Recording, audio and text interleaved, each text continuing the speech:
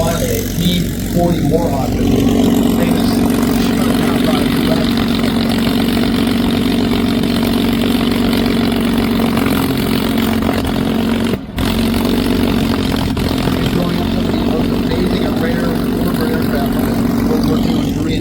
for you to see today. Literally the best collection you'll ever see.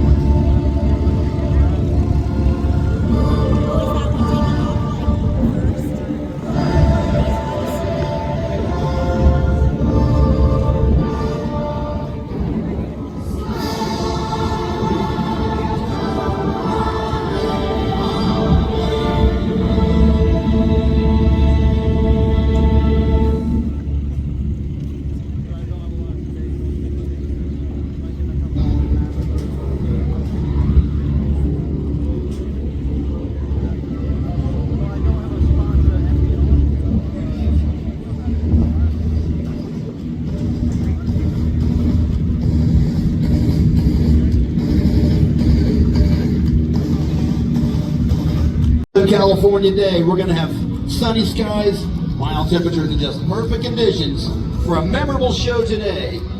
Just some of the finest weather in the nation right here in the Santa Maria Valley.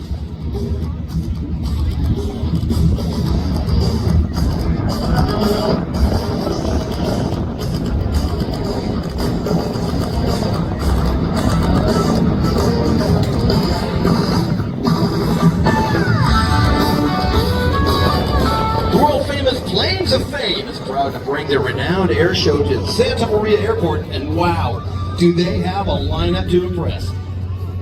The Central Coast Airfest has assembled a unique mix of performers and acts, from small vintage aircraft to World War II warbirds. California's Miss Vicki Benzing is back in her 450 horsepower supercharged 1940 Stearman biplane can tear it up, as only Vicki can do.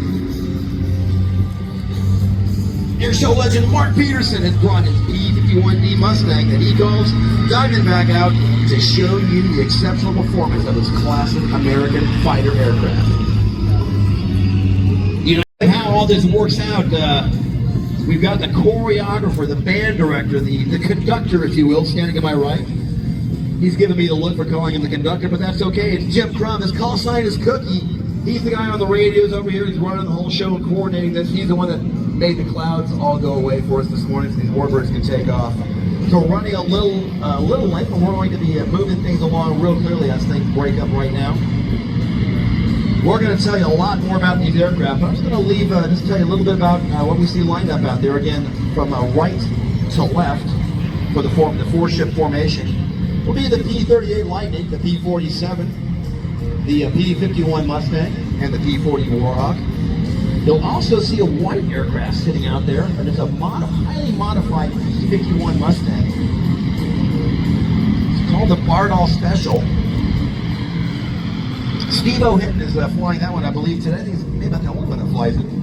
That aircraft, built in 1944, served with the Pennsylvania Air National Guard. And this aircraft raced in the very first Reno National Championship Air Race back in 1964. And it finished first in the championship race by Korean ace Bob Love, but lost in total points due to Bardall cutting 2 pylons in that first ever Reno heat race. That aircraft raced the following 3 years by the owner, limited everything. P-38 Lightning on the roll. They're going to go join up and do a formation.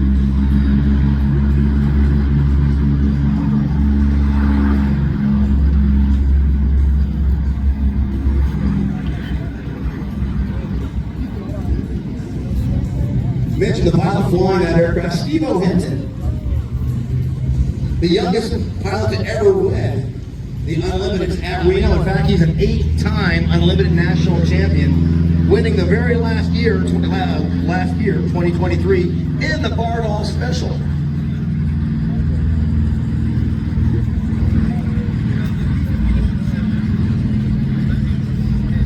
Some of the modifications to the engine, they use post-war Rolls-Royce components from both transport and F-82 twin Mustang variants, as well as a custom model here that holds the beefier Allison 17 engine rods.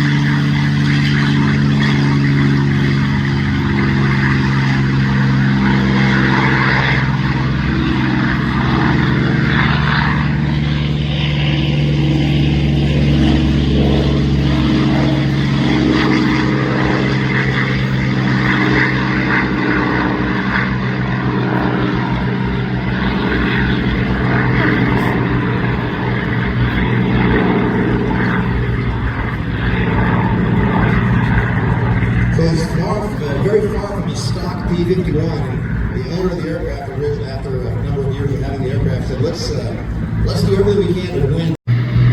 Steve-O's going to take the plane up and give it a little run through, make sure it's good for flying for a little bit later today. Let's listen to the sound of that race engine.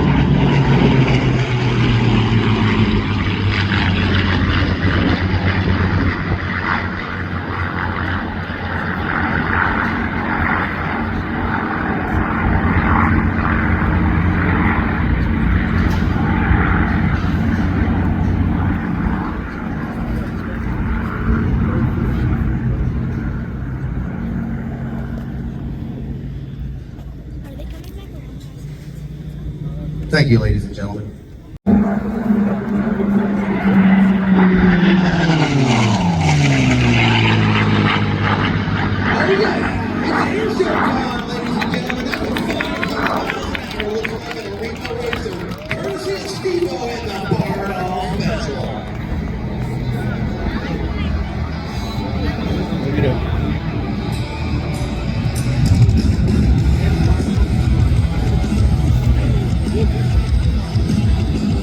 Everybody ready for some warbird action? Are we going to turn it up a little bit?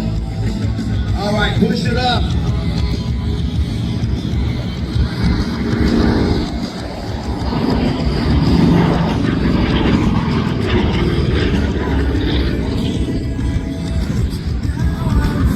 Again, we'll tell you a lot more about these aircraft, but right for now, that's the P-47, followed by the Santa Maria's very own P-38, one of only 7 flying in the world.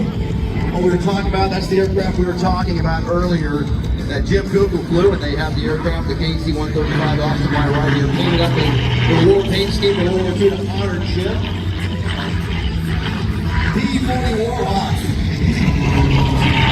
And a P-51, that aircraft, they put the old Crow moniker on top. You see old Crow right down there, under the name. Colonel Bud Anderson's aircraft during World War II, they got his Triple Ace, and they painted an old Crow on there this weekend to honor Bud and his memory.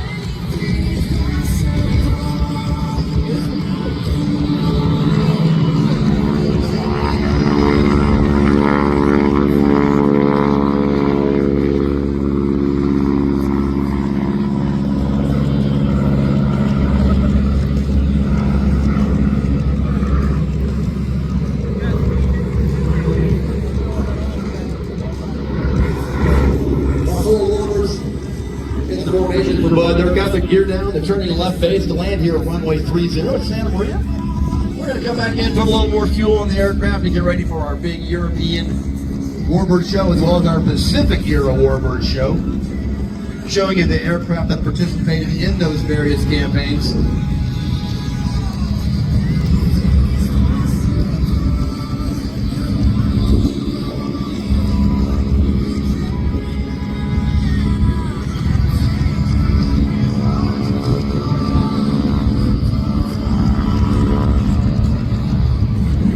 The P-38 is a little different than the other three. On this aircraft landing, the Republic P-40, you'll notice the 2 wheels in the front with the tail wheel in the back. It's the pilot's call a tail dragger aircraft. The pilot, as the airspeed drops off, they lower the tail wheel down to the ground. And that tail wheel is where all the steering comes from.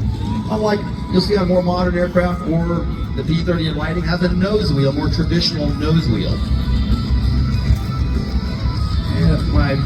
And my context, it looks like that is the P-38 on short final. Distinctive twin boom shape.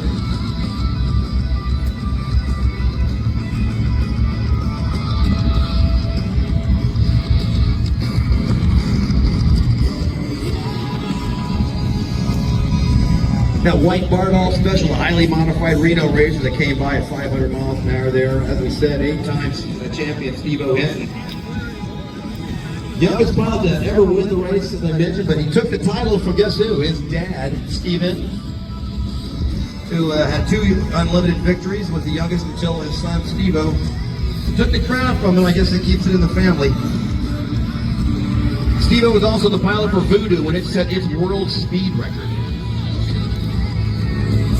Head on over to the Lost Coast Warbird's tent over there, show left, and they've got a whole bunch of cool stuff, swag you can get. Bardol special shirts and that sort of thing. And they're right next to the Play to Fame booth, who also has a very large collection of great stuff. Everything you do and purchase over there supports these 2 great causes, these museums that keep these warbirds up in the air.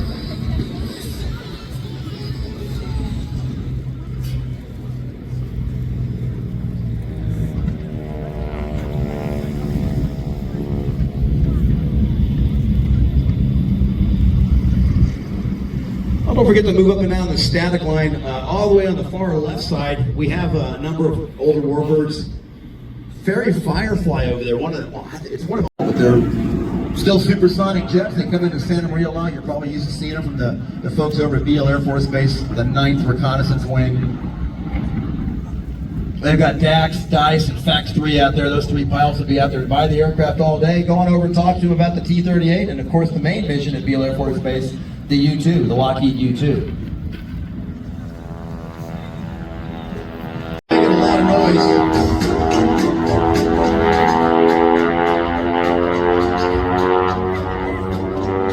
It's a 1940 Stearman, ladies and gentlemen.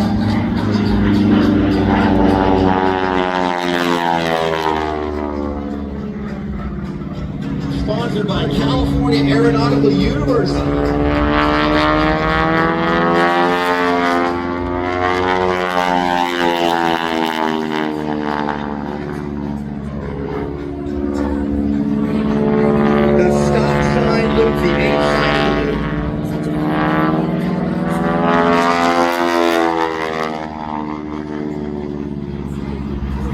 She's a skydiver. She's an aerobatic performer. She races the Reno, even in the British Reno jet class for 30 years of flying span, 10,000 hours of flight time, and 30 years of parachute jumps. It is none other than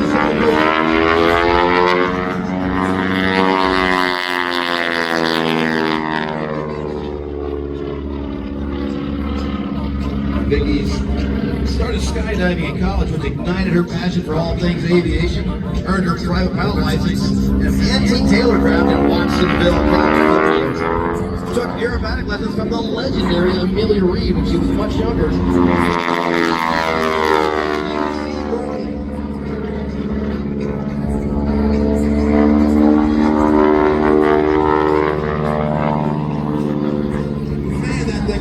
You're walking up out of the engine noise, and it's not a really crisp noise you're hearing that almost makes you want to cover your ears. That is the sound of the propeller. It is actually spinning so fast that the propeller tips are going supersonic and you're getting miniature sonic booms.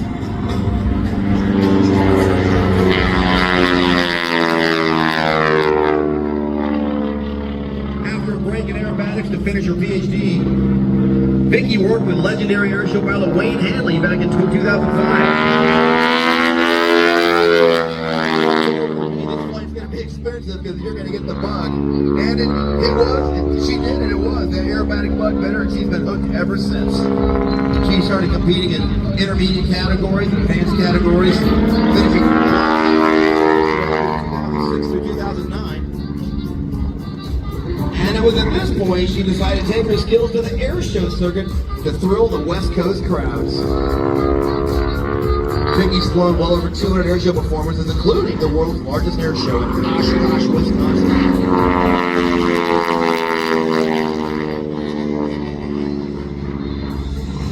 She began racing in the sport class in Reno. A friend invited her to give it a try. She won her first race and was voted Rookie of the Year by her fellow pilots.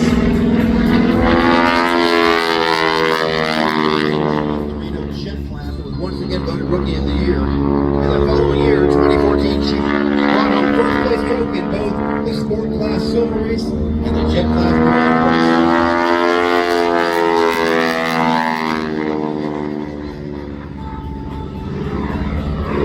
2015, Vicki made history as the fastest woman in the history of the Reno National Air races with a speed of 469 miles an hour. Flying in 1 jet. The second woman to race in the Unlimited of Reno in its 59-year history. Now this aircraft, this beautiful 1940 Boeing aircraft company steered with used the military trainer in World War II. After the war, in 1946, the plane was sold over for $770. The airplane's new order may have been a small modification to it.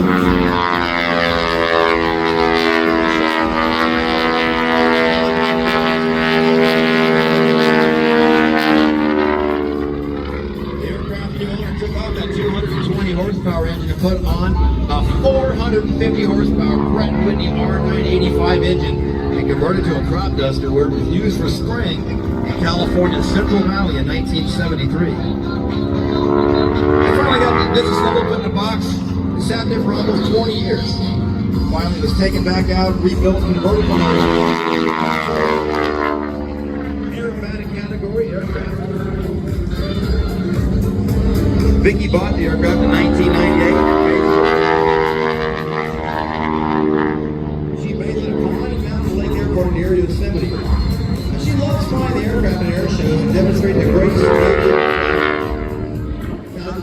look so graceful, but let me tell you, the flight control on this aircraft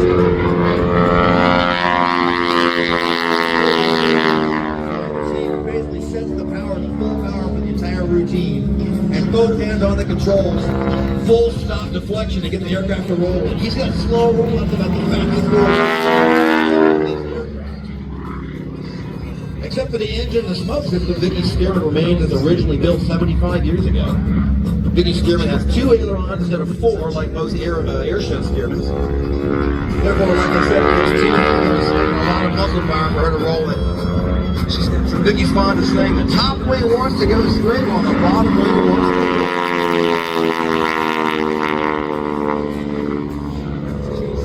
You'll notice Vicky doesn't do any 0 to negative G flying in the aircraft because the aircraft does not have an important the engine will quit if she holds it.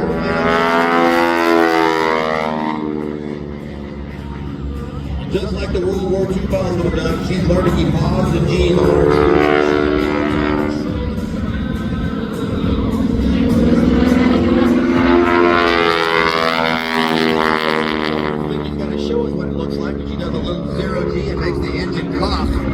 I'll tell you that right now because it'll tend to scare a little bit of people. They're a little concerned more. You're going to hear the engine pop and they see a little flame come out. Totally normal. She does it every single show. It's pretty cool.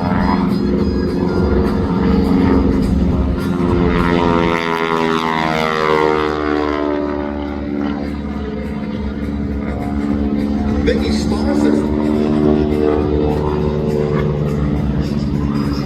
Vicky's sponsor, California Aeronautical University, is training the next generation of pilots.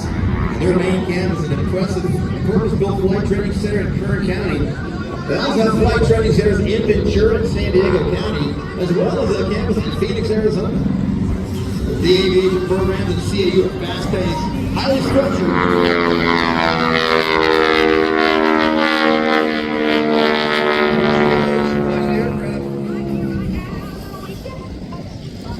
There you go, a little pop, little flame. How about a round of applause for Vicky for showing off the aircraft? We'll let Jeff go in there and put a little more paint on the bottom to take that scorch mark off. CAU's quick program allows graduates to graduate only 3 years of their bachelor's degree, putting them in the pipeline for aviation jobs much sooner than other candidates. They can earn 6 certificates of ratings and train on their own fleet of aircraft at CAU.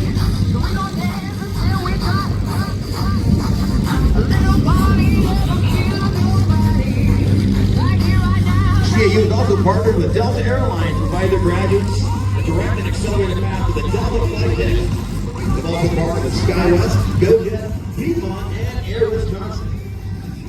The university offers scholarships to recent high school grads, including a $10,000 scholarship for their bachelor's degree in aeronautics. So get over there and check out their website, calaero.edu, to learn more. This partnership between CAU and Vicki Bentley is designed to inspire youth about the excitement of aviation and sharing a mutual love of aviation. Their partnership will help introduce more and more young people to the rewarding careers of professional pilots or the plethora of other aviation-related careers. Now Vicki's taking that beautiful aircraft, turning left base for the full stop. On Netflix, there's a movie called Mercury 13. It's a true story documentary. And this aircraft, flown by Vicki, is in the movie. She plays as the stunt double for Wally Funk, one of the 13 women that was selected for the astronaut duties about the same time as the Mercury 7 astronauts. So check out Mercury 13 on Netflix.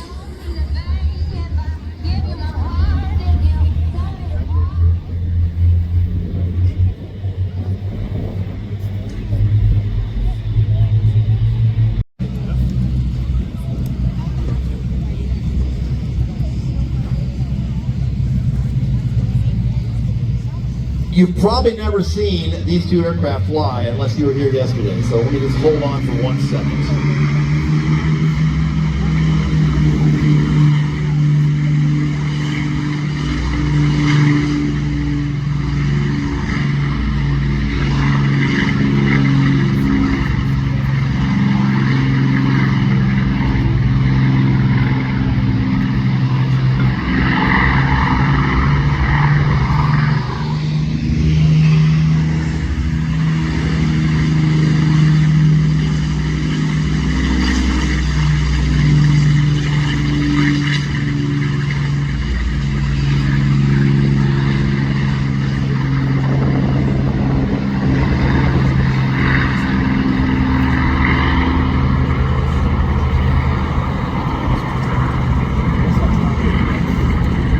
Those two aircraft, de Havilland Mosquitoes, nicknamed the Wooden Wonder.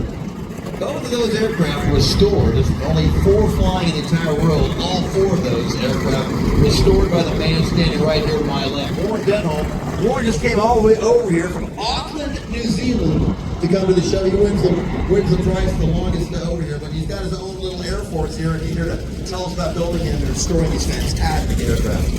Welcome, Warren. Thank you, Haggy. Well, it's a privilege to be here, of course. So the mosquito has been a wonderful thing for us to be involved with. I have to say that the last 2 and 4 we've restored so far, and we're going to come far away. So, it's been a great journey for us. Now, one of these aircraft built, you said in the UK, and another built in Australia. So first of all,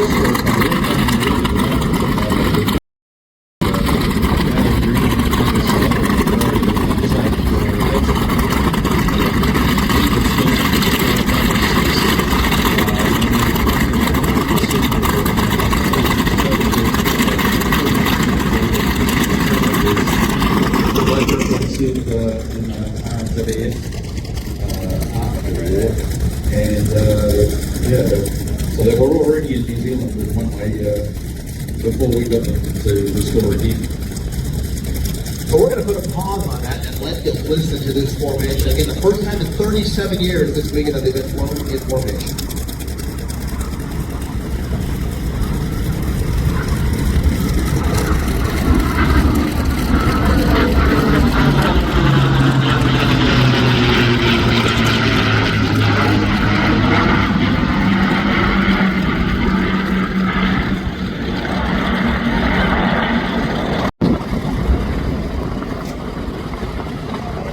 So Warren, you were telling us a little bit about the aircraft tomorrow. Very unique in that during the war, metal was at a premium, and the design of this aircraft is primarily wood. Can you explain that? It's a wooden airplane.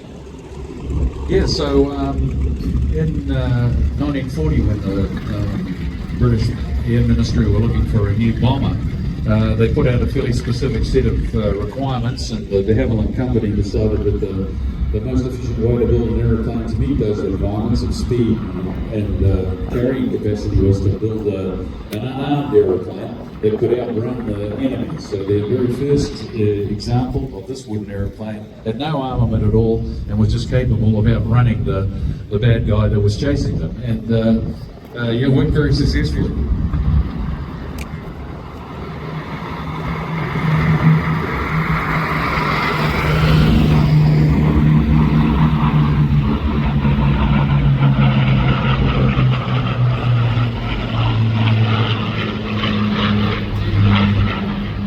Aircraft in the lead, the green aircraft flown by Bernie Vasquez, and the number 2 aircraft, the wingman aircraft, that's the Australian aircraft. That one is being flown by Steve Hinton. So the wood process, you were talking about it yesterday, it's almost like a modern process they use with composites, but back then they were doing it with various types of plywood, I think it's balsa wood. Yeah, so the fuselage is birch, plywood, balsa wood, birch plywood sandwich. So it's roughly 16th inch thick birch plywood on the inside and the outside, and those two skins are held apart by 1/2 inch thick plywood planks. And the whole thing is built on a wooden mold in 2 halves, where it's split vertically down the top and bottom, kind of just like a little model aeroplane that you would buy today.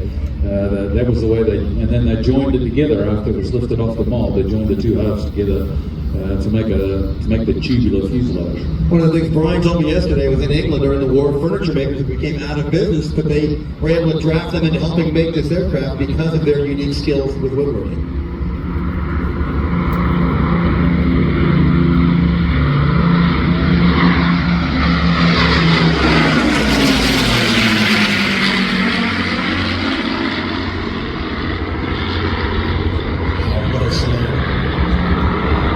Getting all goosebumped up here. I'm losing it. So we were saying, we have 3 countries that produce the aircraft: UK, Canada, Australia. But no other countries produced them in the last 30 years except for New Zealand, coming right out of your Air Force factory. There. So I guess it's 4 countries now. Yeah, it's a real international effort, though. It's an aeroplane designed in England.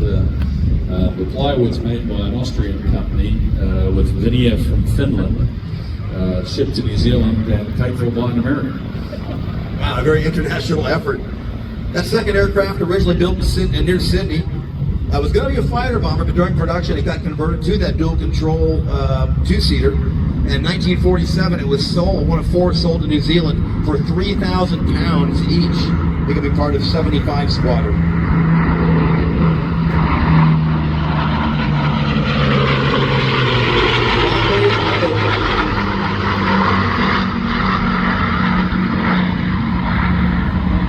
75 Squadron, the only Mosquito Squadron in New Zealand, and this aircraft was retired with only 475 hours on it. So you're saying, obviously there's the restoration, you've got a fifth aircraft currently in New Zealand being restored, and where is that one going to go? Yeah, so the fifth one's going back to the UK, so it'll be based at the Biggin Hill Airfield just outside of London and operated by Warbird Experiences there. So I think ultimately you'll be able to go to the UK and go for a ride in the Mosquito, which I can tell you is an extremely rewarding experience, sitting there next to the pilot and watching everything that goes on. Now these were the restorations that Warren and his folks at Aspect do. They restore these aircraft capable of +6 and -3 Gs. But these unique aircraft, like many on the ramp, they're never pushed that hard. They rarely exceed 3 Gs in their performances. They're designed to keep these aircraft pristine and beautiful so they can show off to the public.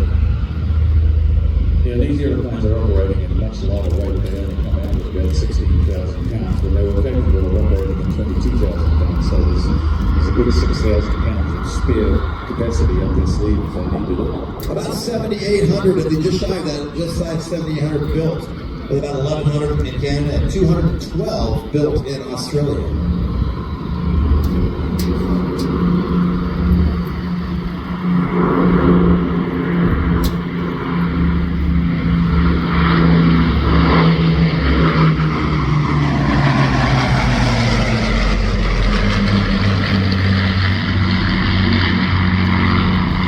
The Mosquito, a victim of its development like many other aircraft being designed in through the 40s and into the early 50s, entering the jet age, it became rapidly obsolete, and these aircraft were replaced by jet-powered Vampires and Canberras.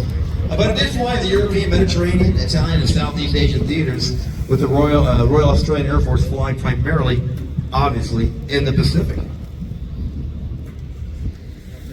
And what we were talking, go ahead. Which is typical of what the airplanes would have worn during D-Day in 1944. It's also wearing its 60-pound rockets. It's a suite of 8 60-pound rockets which are used for anti-shipping. So that airplane is typical of what the coastal command would have operated over D-Day during World War II. As they approach the left, Bernie and Steve will bring the aircraft along across you, and they'll do their brake to land, where Bernie will brake left, and Steve will follow them. They'll slow the aircraft down, put the gear down, and call it a day.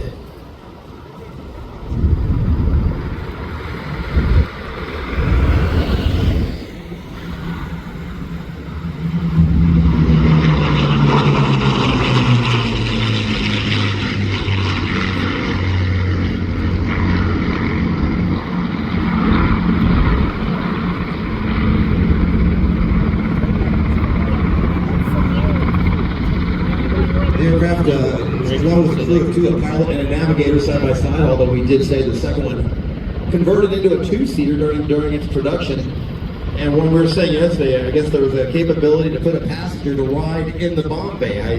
I wouldn't call that a first-class seat, but is that really a true statement? Yeah.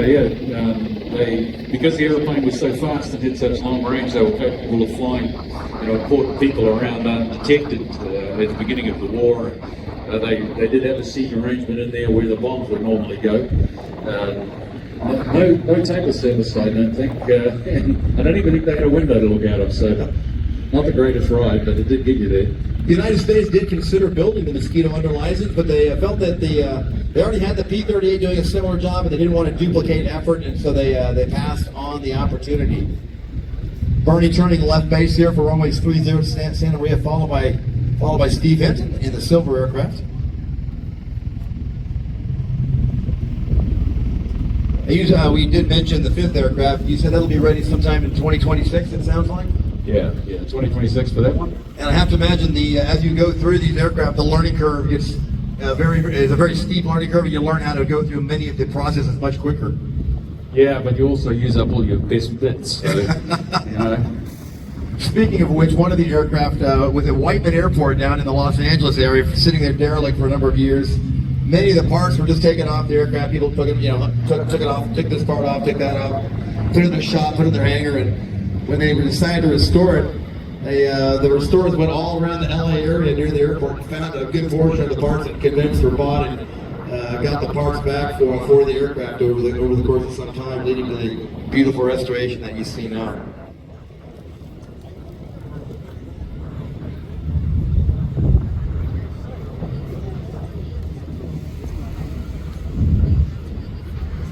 So I'd like to give a shout out, of course, to Rod Lewis, who has actually funded both of these restorations, although sold the first aeroplane to Charles Summers from Sacramento, and so we'd really like to say thank you to both of those guys for bringing the aeroplanes here and allowing me to have this fantastic opportunity to see them both flying together, and everybody else here as well. It certainly is a unique opportunity.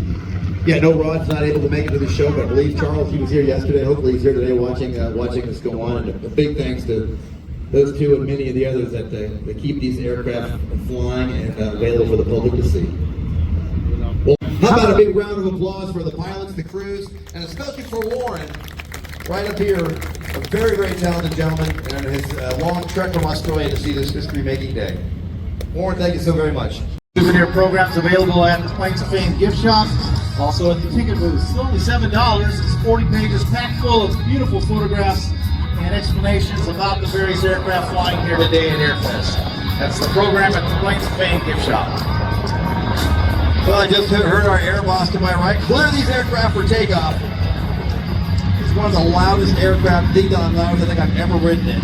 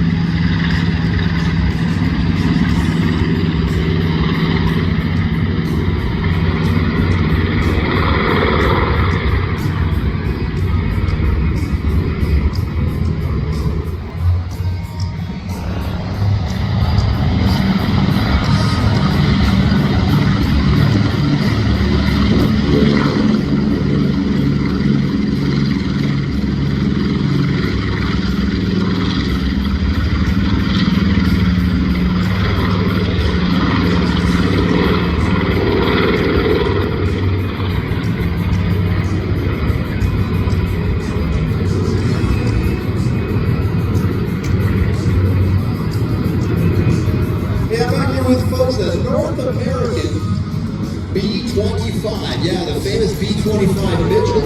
We're bringing Brian Finnegan back on the microphone with me, the Planes of Fame Director of Education Programs and Museum Development. Pretty much a walking encyclopedia of knowledge on these great aircraft. And he's got a little bit of background on the B-25 that was owned by the museum, the first one that took off, called Photo Fanny. Brian, tell us about that unique history. The Photo Fanny actually came into the museum's possession in 1963 in a very weird way. It was actually acquired by a private owner. It was down at Davis Monthan down in Arizona, and he acquired it there. And then he got a little bold, and he's in a poker game, and he put it up at stakes, and he lost. And the guy that won the aircraft was not a pilot. The museum founder, Ed Maloney, approached him and said, hey, why don't you donate it to the museum? We restored it to flight, and we've had it in the collection ever since. It's appeared in a number of movies. It was in the Mel Gibson film Forever Young. It was in the movie Pearl Harbor as part of the Doolittle Raiders.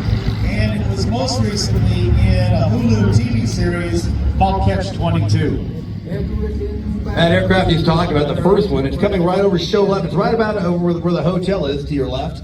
Coming by on a pass here in a second. The B-25 Mitchell, the only military aircraft that I know of named after a person, General Billy Mitchell. And let's listen to the sound of these two engines come tearing on by.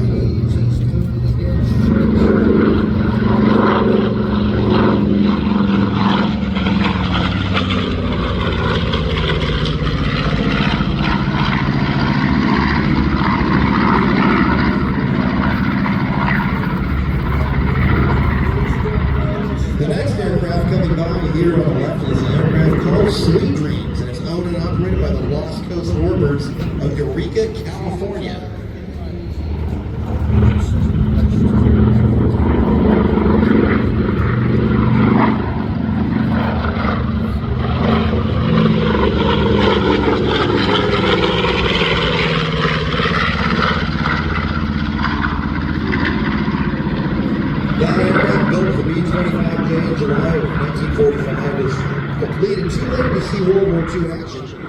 So it was assigned in a training role and used as an all-engine trainer from 1945 until 1957. Primarily being based at Mather Airfield in Sacramento, California.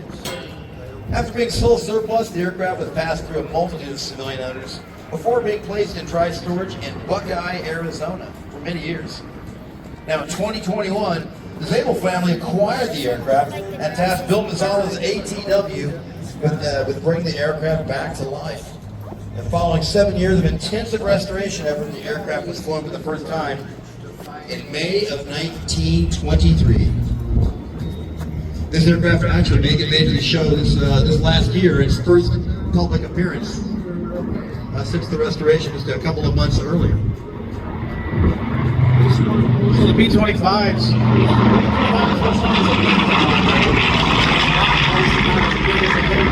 B-17, they can carry up to 3,000 pounds of bombs, typically had a crew of 5 or 6, and it did everything from low-level strafing missions to dropping parachute fragmentation bombs, stick bombs,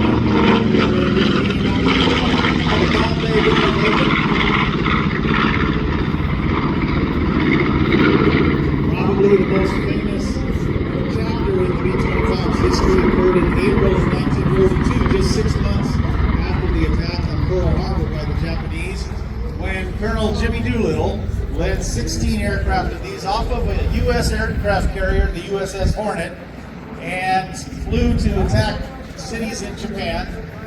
Not a great success in terms of damage caused, but it was very successful in terms of morale boosting for the Allies who really needed that. Americans at that time were pretty down after the attack on Pearl Harbor, and the Doolittle raid really boosted everyone's morale. Yeah, no kidding. Leaving the ship on a one-way mission, and of course it was a U.S. Army Air Corps mission, flown off of a Navy carrier. So early joint use between the services, and it really did take the United States Navy's expertise to come in and train these pilots how to fly the B-17s off of the ship. And anything that wasn't needed was thrown off of the aircraft to lighten up as much as humanly possible.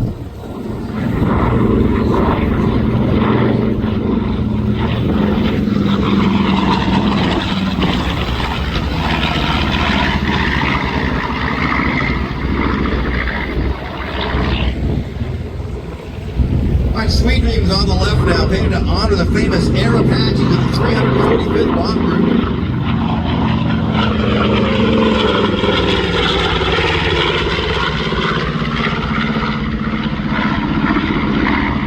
Distinctive sound of the airport radio engines. Those are 2 R2600. Each engine is 1,700 horsepower, so a total horsepower of 3,400 horsepower. The 345th Bomb Group was deployed to New Guinea in April 1943, becoming the first full Air Force combat group sent to the Pacific in World War II, or I should say Army Air Corps. And all the 345th participated in 9 major campaigns in the Asia-Pacific theater, including those in New Guinea, Bismarck, Archipelago, New Salem, Southern Philippines, Luzon, Western Pacific, China defensive, China offensive, and the air offensive against Japan. They became one of the most decorated units of the entire war.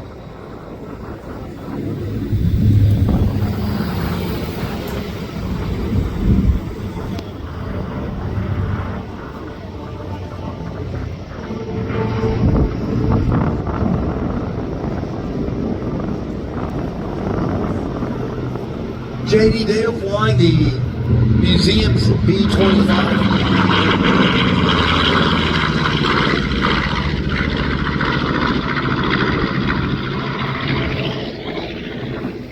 And I believe the co-pilot on this next aircraft, Sweet Dreams, is Nick Captain.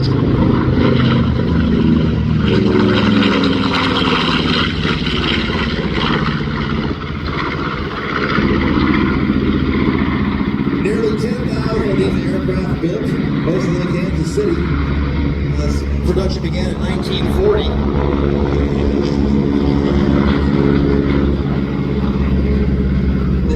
Surprisingly, to many of you, these aircraft were used by the U.S. Navy and the Marine Corps stars. 706 aircraft accepted by the Navy and the Marines. They called it the BBJ-1. the PB for patrol bomber, the J because the designation for North America was J, like B-25J, and the 1 because it was the first North American patrol bomber delivered.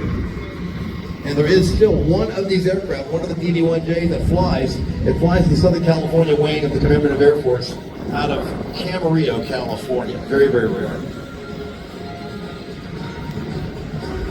Well, it looks like JD's got the landing gear down, the flaps on their aircraft on photo fanny, turning left base here. That means Nick will be following them in Sweet Dreams. Lost Warbirds Air Show just had their first air show up in Eureka in almost 40 years. What a wonderful Warbird show that was, too.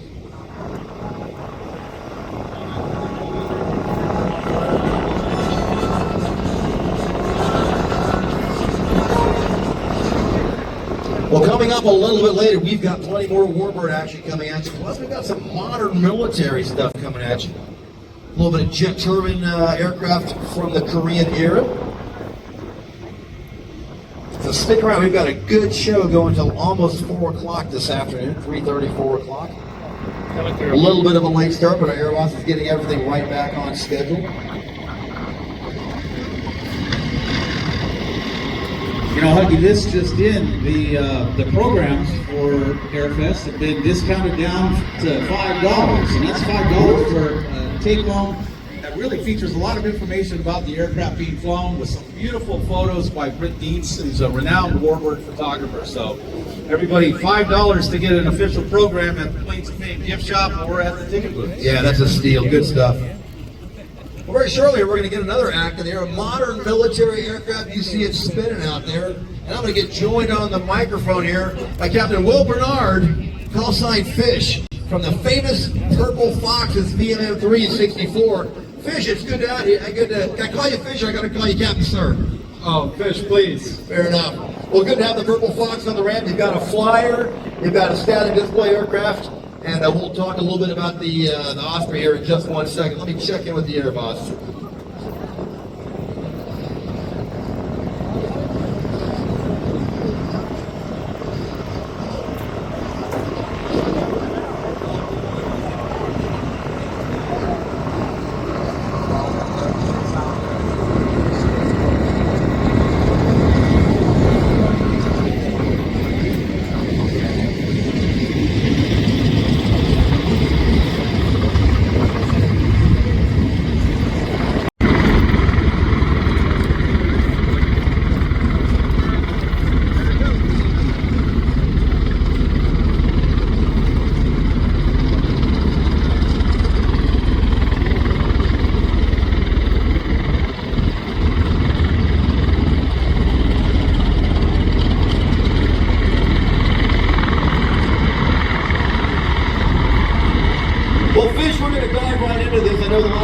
Show center can't hear us with the sound of those rounds turning over there, but we're going to talk a little bit today about the MV-22, the Boeing V-22 Osprey, neither helicopter nor airplane. It's the world's first, and I believe the only tilt-rotor aircraft really in production.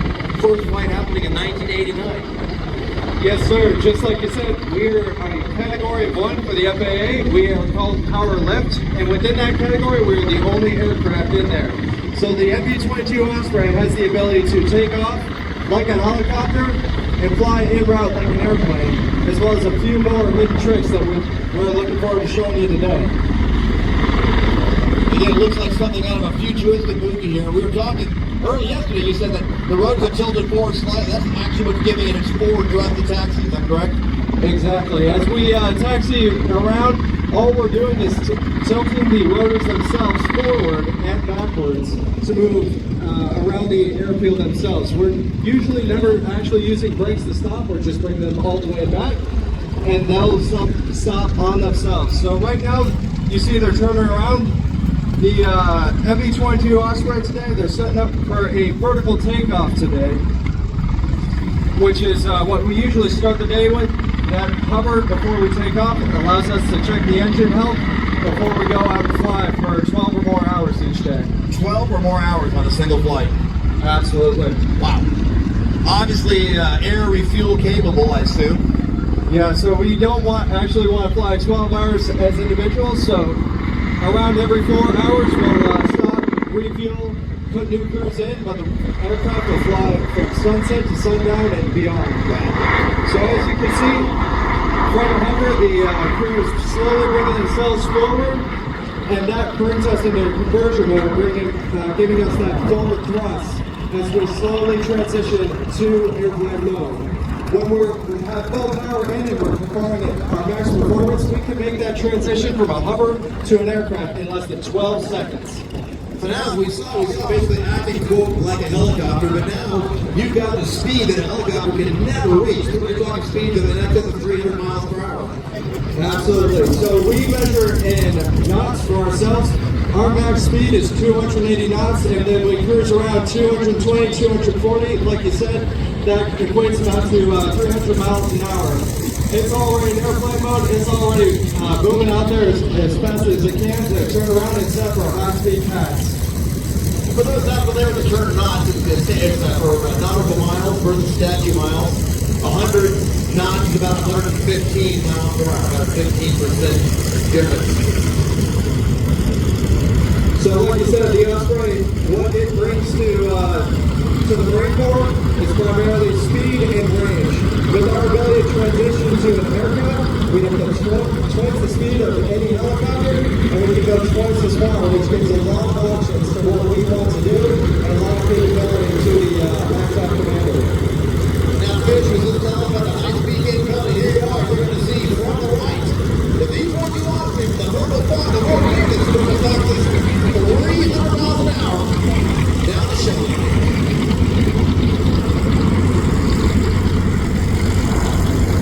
And that's the concept process. Always need to get in the base. Absolutely. We especially see the base as well when we're in a helicopter rotor coming off, and you'll see a wonderful vortices. Hopefully we'll get to see that today. And then as it goes out, he's setting up a hasty approach just like we would with the wheel. Over the left of the turn, we can see off the center of the base all the way back. And as he's turning, he's slowing down into the same stack. And the top wheel and the left front, we are bringing themselves up. Going from an airplane to a helicopter. There you can see all these functions you can really find the fly with this jump and really move around the back. It's all designed very ergonomically, it sounds like. Exactly. In the MV-22 Osprey, we have two pilots in the aircraft. One is not flying, he's doing all the mission management, and the other one is on the controls at all times. And it's flown quite instinctually. For us, we train both fixed wing and helicopter before you ever get to the Osprey. And the engineers have made the software so well, where it's a very smooth transition in between helicopter mode and airplane mode. So you talk about the software, obviously, fly-by-wire aircraft we're talking here, is that correct? Yes, sir. Fly-by-wire. All the controls that we put in get turned into electrons, and all the mission computers basically take our air data, our airspeed, and nacelle angles to move different control surfaces depending on whether we're an airplane, a helicopter, or somewhere in between. Yeah, that triple redundancy that Fish is talking about, pretty important. These aircraft aren't designed to go to air shows. They're designed to go into the tough areas that Marines do go to, and they got to be able to soak up some damage and still go put the hurt on the enemy. Absolutely. Like you said, we're the workhorse of the Marine Corps with the medium left capability, along with our skid weather and the 53. We can bring a lot to the fight. With that speed and range, we also bring that capability, like I said, so there's any spot any helicopter can, and you can see it bringing up the nose like you would a helicopter, and you can land to a spot anywhere within 30 feet and within 30 seconds at a time you give us. Those two roller boys engines putting out 6,150 shaft horsepower. Yeah, they're incredibly strong engines. They give the category to hurricane, but they also give us a lot of flexibility and a lot of maneuverability within the aircraft. For example, here you can see that we can tilt the rotors back while we bring the nose up, and we can back up the aircraft if we want some very fine-tuned hover work. And then we just bring the nose down a little bit, bring ourselves forward, stop on the dime.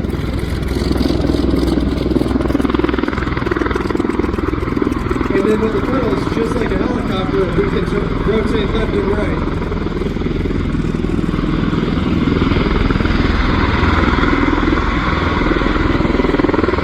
see hanging out the door there is Corporal Bachelor. She's waving to y'all, get a wave back as they slide to the left. And slide to the right.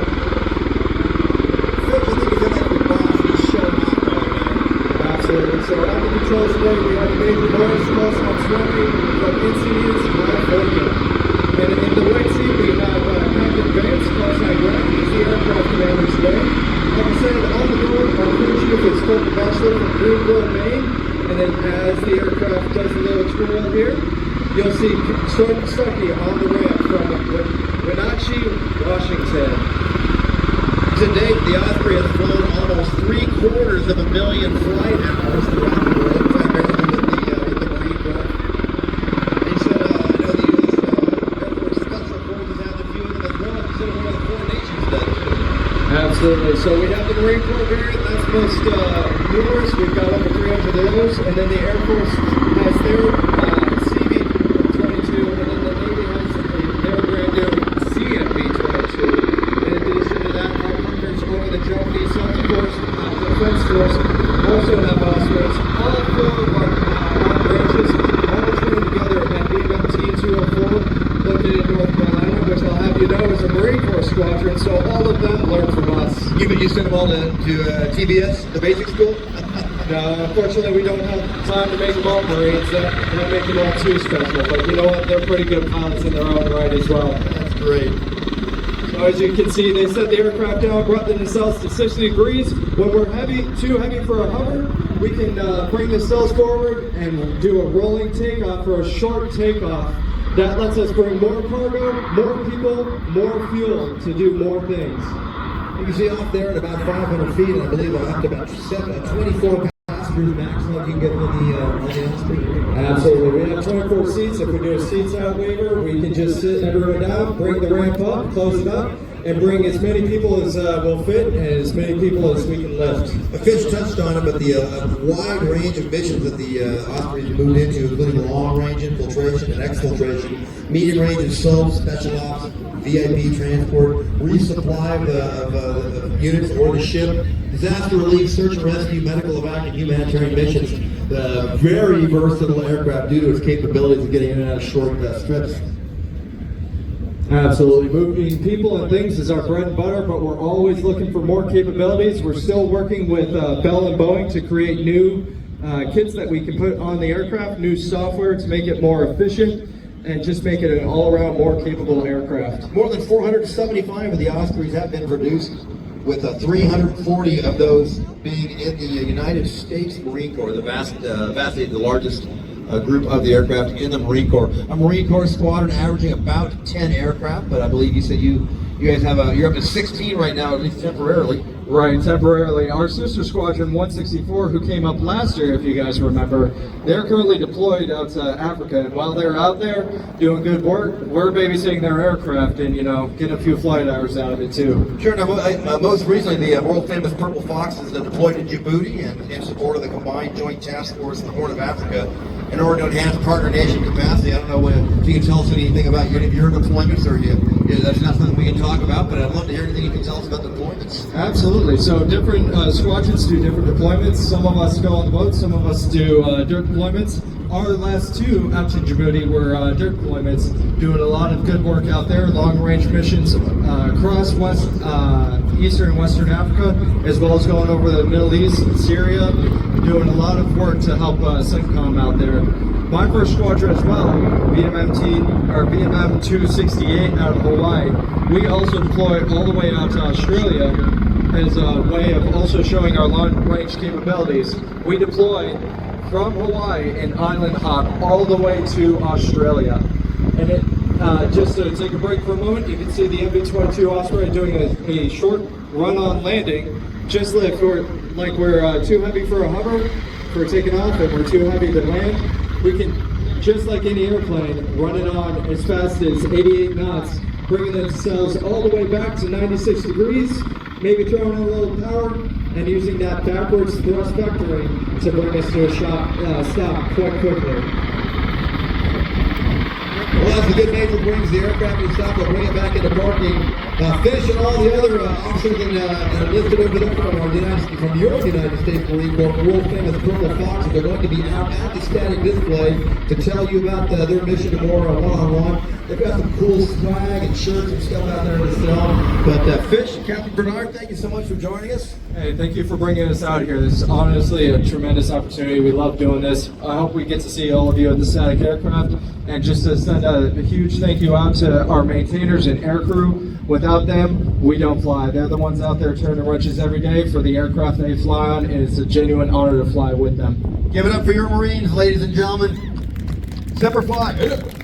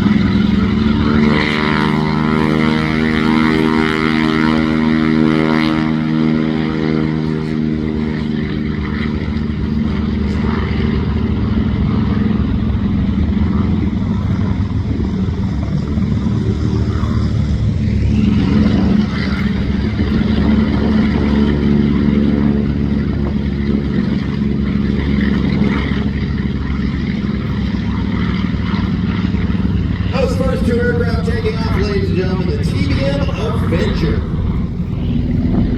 The Turkey. Followed by the Douglas SBD Dauntless.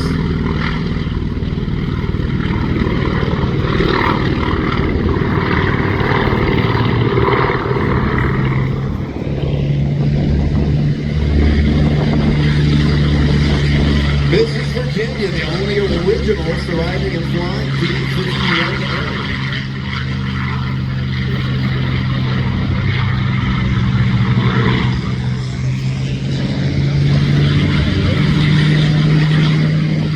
The later variant of the North American B-51 Virginia.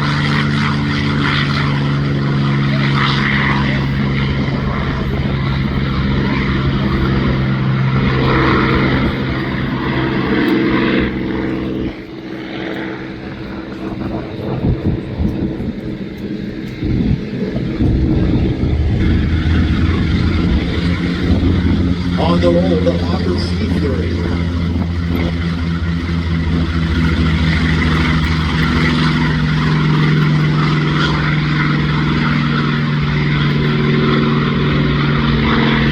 And we saw it a little bit earlier today.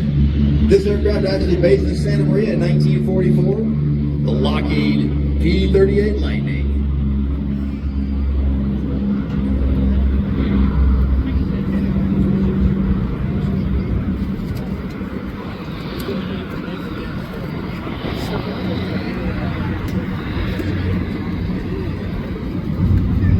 One was tell a little bit about the TBM Avenger. So the Avenger is originally a Grumman design, and it was known as the TBF. So the Navy had a unique Navy convention, T and B, torpedo bomber, and then the F was actually the representation for a company called Grumman. And the G was already taken by Goodyear, so they give Grumman the F. And then later, when Grumman shifts their production to a different aircraft, the F-6F Hellcat, General Motors takes over the production and becomes the TBM, the M standing for General Motors. So these are two torpedo bombers flying next to each other. This would have been able to carry a 2,000-pound torpedo in its belly or up to 2,000 pounds of bombs.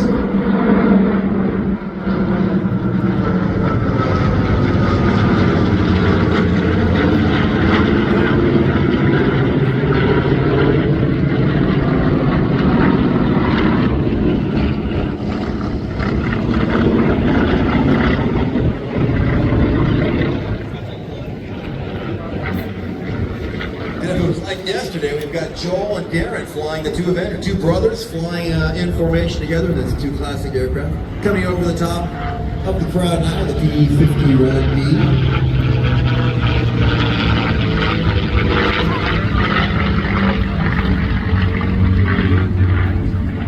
Yeah, the Avenger is designed by Leroy Grumman himself to replace the Douglas TBD Devastator. It was the first aircraft to feature a folding wing mechanism designed by Grumman, which tucked those wings flat against the fuselage and allowed more TBMs to be stored below the deck below the carriers. Yeah, real estate on the carrier is incredibly scarce, and so they want to try to fold the wings as much as possible. The only Navy aircraft in World War II that couldn't fold its wings is the Dauntless, and that means because it had to deal with such high G-forces on its dive bombing techniques. But the Grumman, the TBF has a very unique form. It's designed back like a seagull. The seagull was the inspiration for its fold. When it comes in for landing, you'll see different fold lines.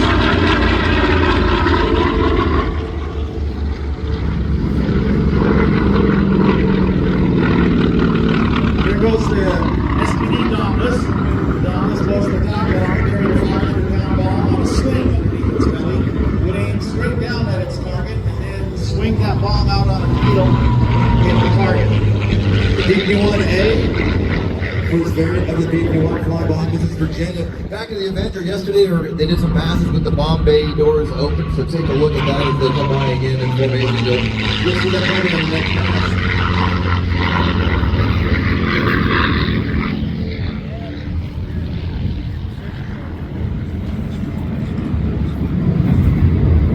Here comes the Hawker Seafarer. We'll see the Hawker later today in an aerial demonstration. This is an aircraft that actually did the rocket attack in World War II. It served the distinction after the war and all the way into Korea.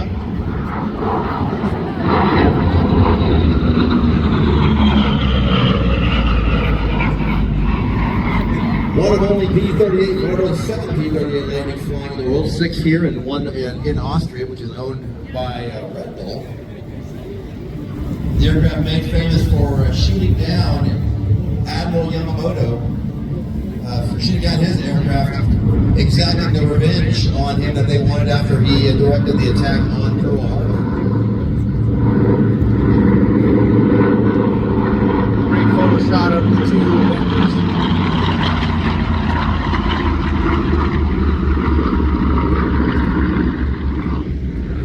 On the Yamamoto attack, it was 16 P-38 sent from Guadalcanal to get him. It was a 430-mile trip.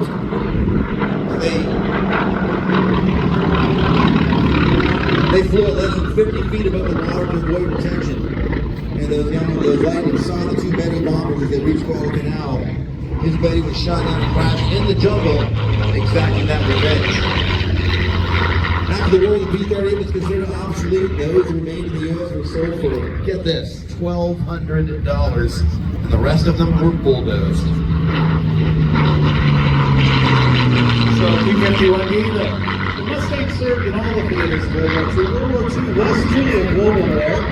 It was in Europe, it was in the Mediterranean, North Africa, the South Pacific, the Central Pacific, even up north to the Aleutians, in China, Burma, and India. Truly a global conflict. These were the aircraft that flew primarily in the Pacific theater. P-38 is in a markings of the 465th Bomb Group. This was based out of New Guinea, where they were fighting the Japanese in the tropical climates of New Guinea. For those who do Photoshop, the TBMs should be coming in with their bomb bay doors open on their next pass.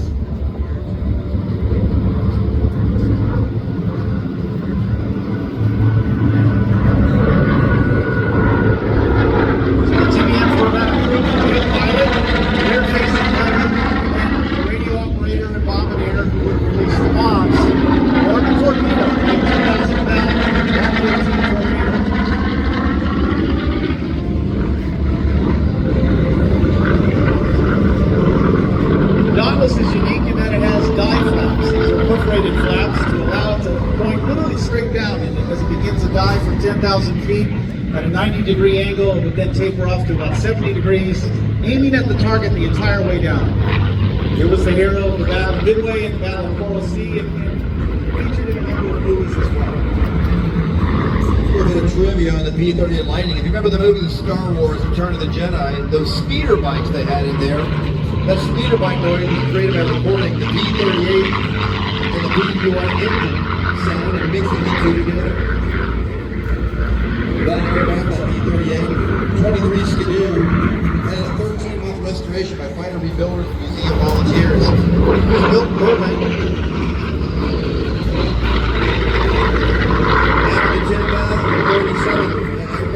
It was exactly in the middle, 5,018.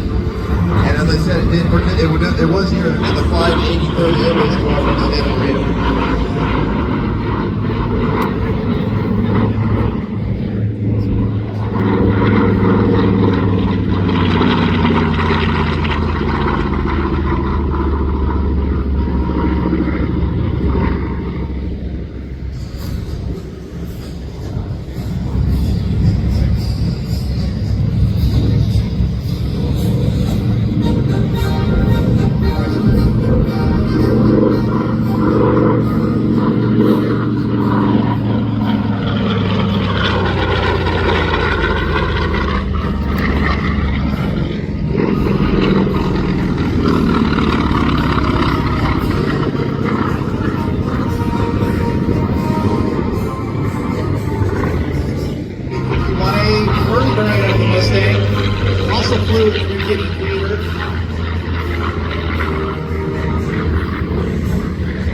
Brian, one of the things we were talking about earlier was the scoops on the belly of the P-38, and I went over and looked at the A and the D models, and amazing how important that scoop design was.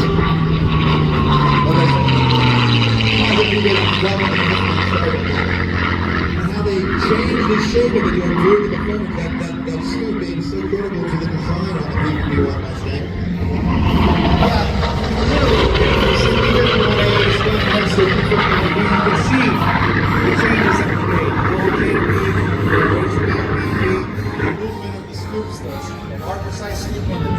Which actually gives you a greater propulsion to some extent. The P-38 was welcome in the Pacific Theater of America because it actually went there. So if it wanted to go bad, the pilot could still get home safely. On the P-38 Lightning, the propellers rotate, they counter rotate.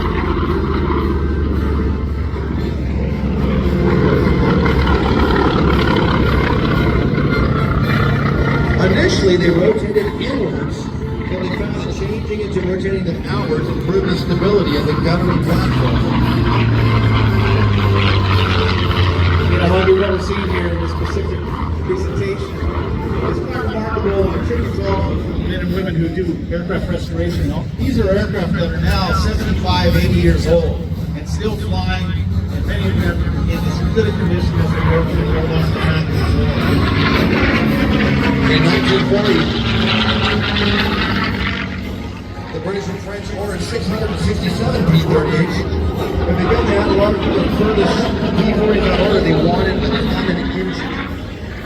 As such, all of the P-38s were ordered with the quote right engine, so they would all turn the same way, and also with no turbo supercharger. They wanted to be interchangeable with their P-40 fleet. TBM coming in for a landing. As it comes and taxis in, notice how he folds the wings back. This was actually developed by Leroy Grumman, the founder of Grumman Aircraft, and he used a paperclip as an example. That was his source of inspiration, and it really is a unique fold in that it folds back on itself, much like a seagull does. Yeah, as we said, Brian, the British ordered the P-38. They ended up canceling the order. Nothing left British on the aircraft, but Lockheed initially named the aircraft the Atalanta from Greek mythology. It was the British that actually gave the name Lightning to it. Also, they gave the name Mustang to the P-51, so a little bit of British DNA, at least on the names of both the P-38 and the P-51 Mustang. In 1942, August 42, two P-38s near the end of a 1,000-mile Alaska patrol came up on a pair of Japanese flying boats.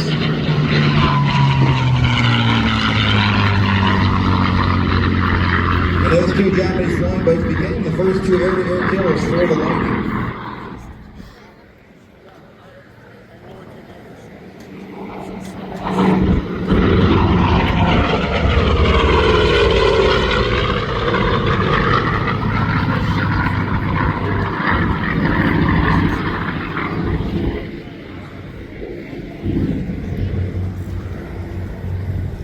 being the Sunday show, a number of the aircraft, as they finish their performance, will depart the airspace and head back to their home fields. Some of the aircraft coming back here to refuel, re-oil the aircraft.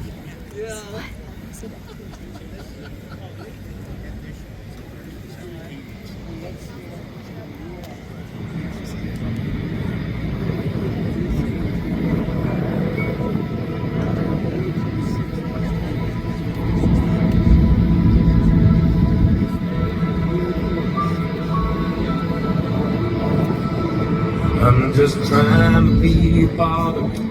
He's a daughter and their son. He gave love to their mother. Everything to everyone. Up and down, bright and early. All business in mess. Yeah, I'm just supposed to stay. My head down to my boots. I don't do it for the money. There's bills that I can't pay. I don't do it for the glory, I just do it anyway. Providing for our future, my responsibility. Yeah, I'm real good under pressure, being all that I can. Check 1-1, check 1-1. Calling sick on Monday when the weekend's been too strong. I just work straight through the holidays, sometimes all night long. That I stand when the wolf growls at the door. Yeah, I'm solid, yeah, I'm steady, yeah, I'm true down to the core. And I will always do my duty, no matter what the price. I'm counting up the cost. I know the sacrifice. Oh, that TBM coming in back into the shocks. Tell you the very effective subkiller was with the TBM Avengers destroying 30 submarines during World War II. As with the Wildcat, Grumman began to favor production of the F-6F Hellcat, and they moved away from the Avenger production. And that was what resulted in General Motors' Eastern Aircraft Division picking up the production of the TBM, as Brian was telling you, the TBM standing for General Motors. Much like with the B-25, we said the J on the end standing for North American Aviation.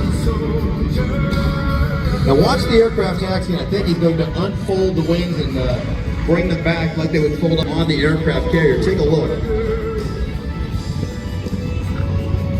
unlock them, and I believe they're moved hydraulically. It'd be nice to do it where you can see it.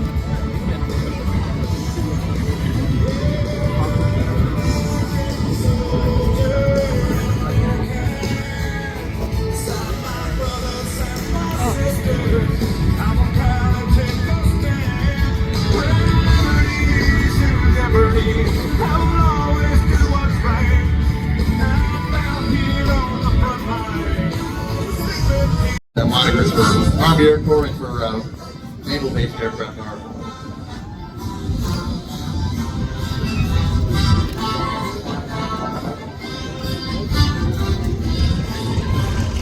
So the aircraft taking the runway right now, the B-17 Flying Fortress.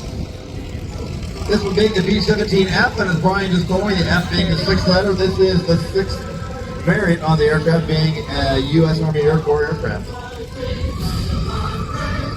So the B-17 is built by Boeing.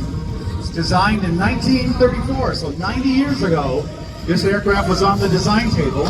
This particular aircraft was built in 1944, so 80 years ago, this aircraft was being assembled.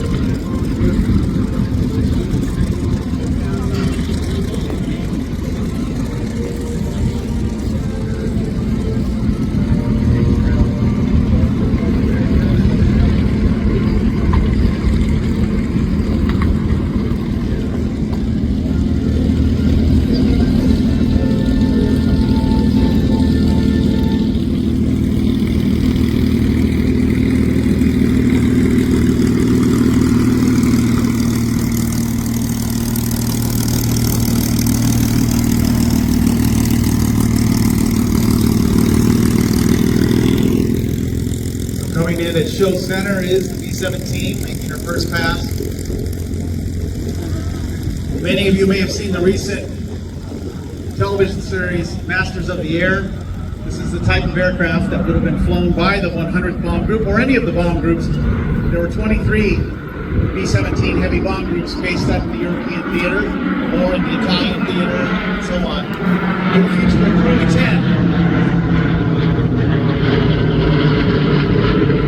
Again, another site, about 9 airworthy B-17s left in the world, and only 4 of those actually fly on a regular basis. They're the only two on board that don't have a gun. In the nose was the navigator and bombardier.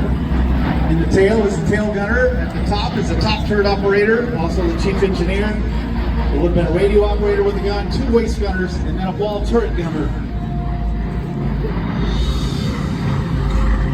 15th Air Force Base in Indian flying is their record. Of course, the mighty 8th Air Force in Europe. Both these numbered air forces complement the RAF Bombing Command in nighttime area bombing, secure air superiority over the cities, and victories in battlefields of Western Europe in preparation for the D-Day invasion of France in 1944. Although used somewhat in the Pacific, early in the war, raiding Japanese shipping and airfields moved more towards the European theater.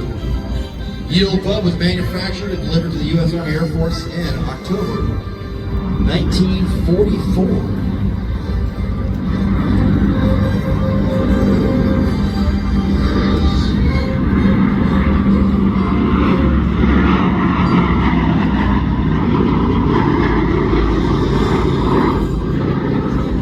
Originally gets the name Flying Fortress when they flew its debut. A reporter for the Seattle Times nicknamed it. She saw the guns on it and said, "This is literally a Flying Fortress." The name stuck. In fact, Boeing trademarked it. Boeing, over 12,000 of these aircraft were built. Boeing built the majority of them. Douglas Aircraft also built them down in Long Beach, and Lockheed built them in Burbank. This one, is, in fact, is a Lockheed-built version of the B-17. Huggy, I'm not sure if you're aware of this, but folks here at Airfest can actually purchase a ride on this aircraft today. There's 9 seats on the ride. They'll be taking rides after the air show, and I believe it's only $575 for a ticket.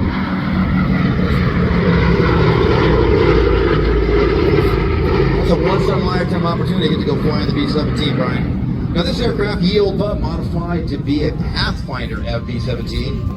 They equipped it with the latest ground scanning radar for nighttime bombing. And I say latest ground scanning radar, I mean that was brand new technology. 1944. Circa 1944. It was used purely stateside for training, and it was dropped from the U.S. Air Force inventory in '59. Went through a number of owners, civilian owners. It was used to haul freight. It was even used as an agricultural spray plane. And after being restored to flying condition in the 80s, the Erickson Collection picked it up in 2013, and it is the only Pathfinder B-17 that remains anywhere on the planet, flying or non-flying. Pathfinder unit would replace the ball turret, that ball shape that you see underneath the aircraft. And then the operator of the radar would have sat in the radio compartment along with the radio operator.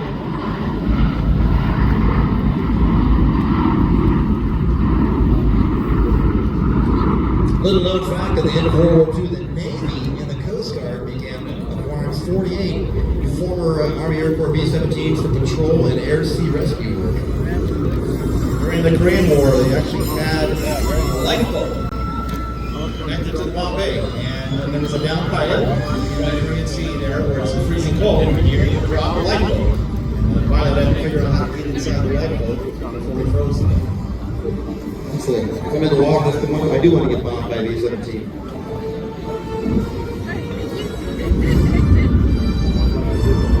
.32 aircraft used for anti-submarine warfare.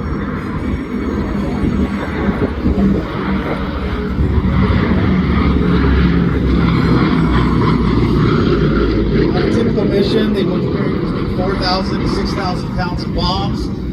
They would have flown minimum 25 bombers together, most times over 100. There were several raids with over 1,000 bombers in them.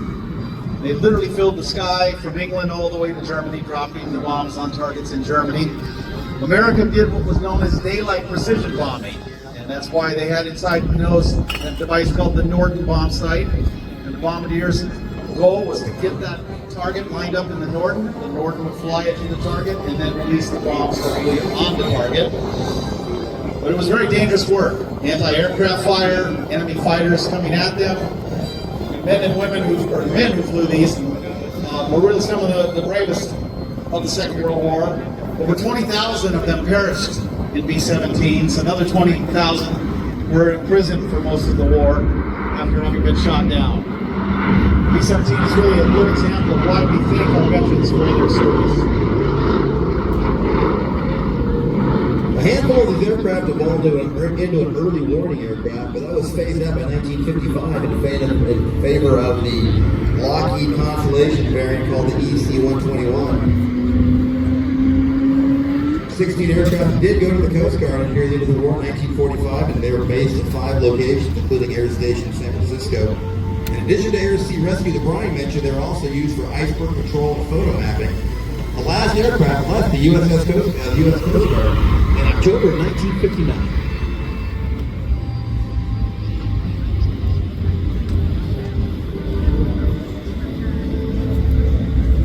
Another role the B-17s played after the war, Huggy, was they were converted into radio-operated target drones. And they would be flown from another B-17, which was called a drone director. And guys on the ground with missiles, surface-to-air missiles, would try to shoot them out of the sky. A lot of B-17s met their fate that way. At the museum down in Chino, we have a B-17 that was actually a drone director. It was responsible for flying those remote-controlled drones so that so they could be shot down.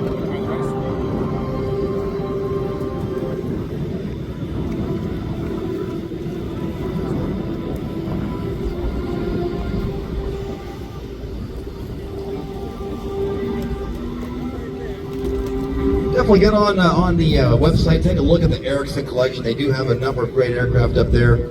Mike Oliver, the aircraft commander of this B-17, was one of the lead pilots for the movie Devotion, flying some of the museum collection for that fantastic movie. Mike and another number of the Erickson collection pilots used for the filming of that.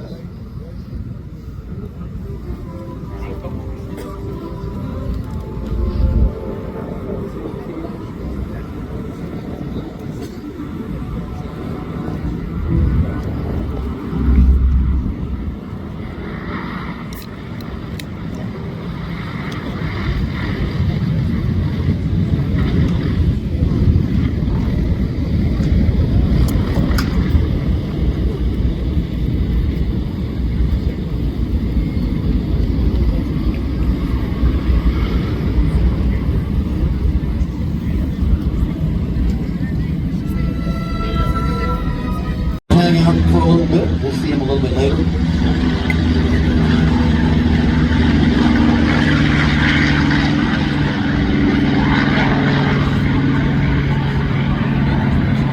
I believe that Steve said that is one of the most very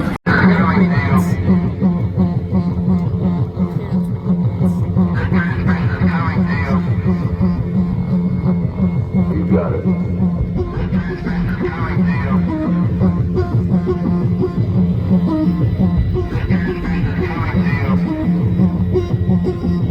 You got it.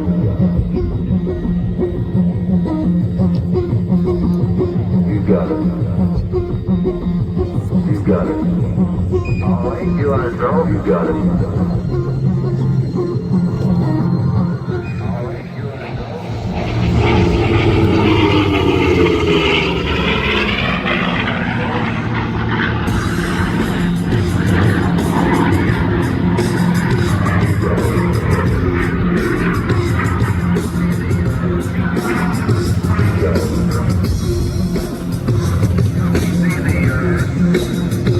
Got it.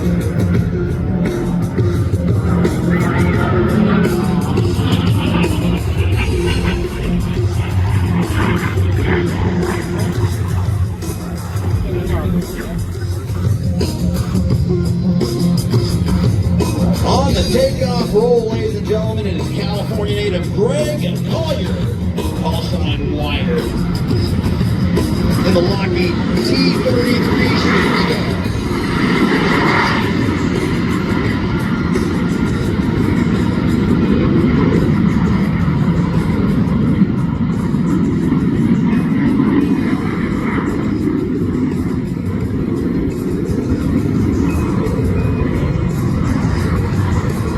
Over 5,000 hours of flying time. Greg bought his first airplane flight in December 172.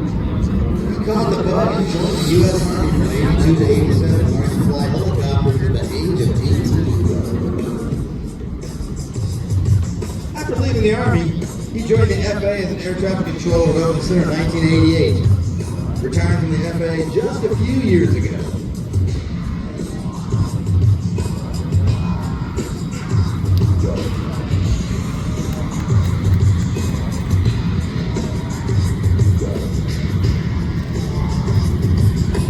Continued flying, Greg continued flying on his own and started performing at the occasional air show with the T-34. Greg's going to get the aircraft maneuvered around for what we call an air start.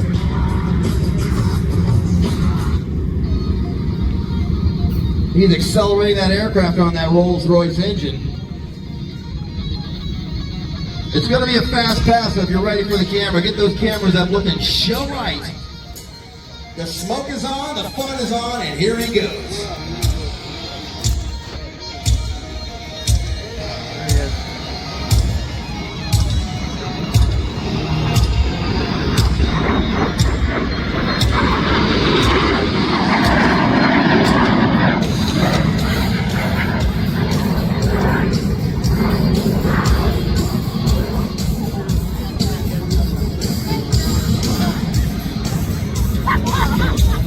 In 2003, Greg decided to step up the kerosene, that's right, the jet power aircraft. The Czechoslovakian L-29 Delta, flown by the Russian military. But you know, Greg, after a few years, wanted something distinctly American and distinctly historic. He was able to. He actually has 3 T-38s. 3 T-33 shooting stars. Take a look from behind as he brings it on in.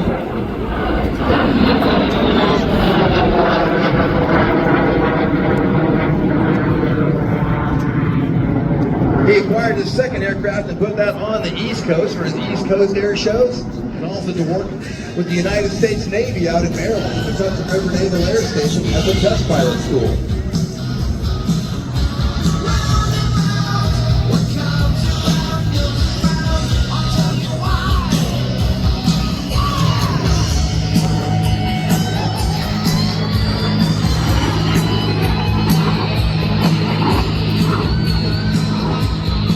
Greg also founded the T-33 Heritage Foundation, 501c3 nonprofit, to help in the preservation of the T-33 and its single-seat brother, the P-80. Greg arcing that balloon high overhead.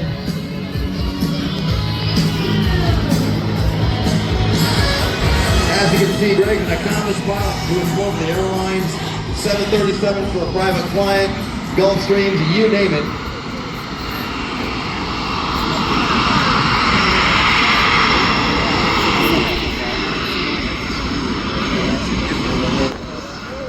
And Greg's formation skills can be seen all over the internet. He's done formation photo shoots with just about every private aircraft in the Navy and the U.S. Air Force inventory.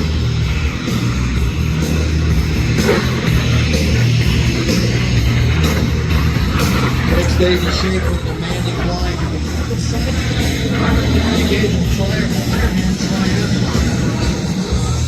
Greg executed a beautiful Cuban 8.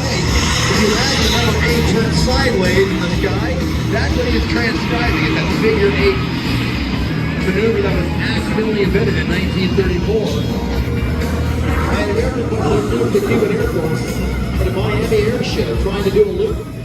It didn't work out. About 5 8 do the loop, he rolled it out, and the Cuban 8 was born.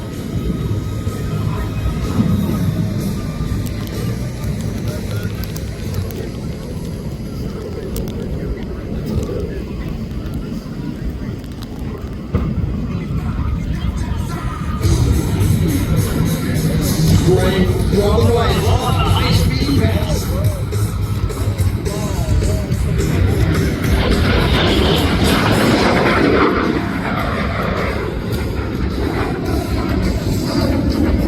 Let's talk about speed. This aircraft arrived, the P-80F main was still a straight-leg aircraft. It was our first operational fighter with an engine in the fuselage. The P-80's first flight was January of 1944. Now keep that in mind, that's still during World War II. A lot of people think we didn't have jet aircraft.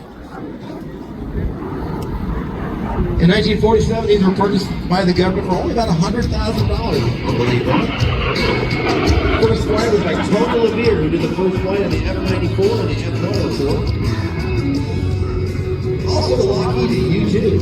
Now this aircraft followed on the heels of the Bell P-59. The single-seat P-80 became the first jet to enter full squadron service in the U.S. Army Air Corps.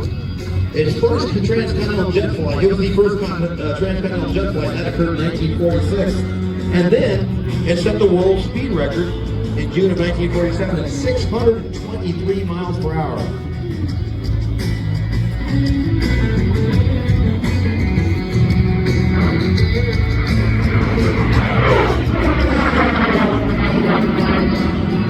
The shape of that aircraft very distinctive with that very straight wing and those tip tanks out there, massive fuel tip tanks out there. Now the military is coming out of the propeller age, still have a lot of these aircraft you see before you as we're moving into the jet age, and they realize if we're going to train and use jet pilots, we've got to go to an all-jet settlement and teach them all about the primary. So they took the single-seat P-80, stretched it by about 3 feet, and down to that rear cockpit and for the instructor pilot fly. And the aircraft you see before you, the T-33, was born.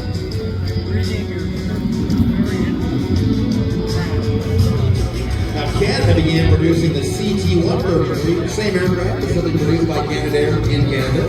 They began this in 1951, and the aircraft you see before you with Greg's flying is one of those aircraft.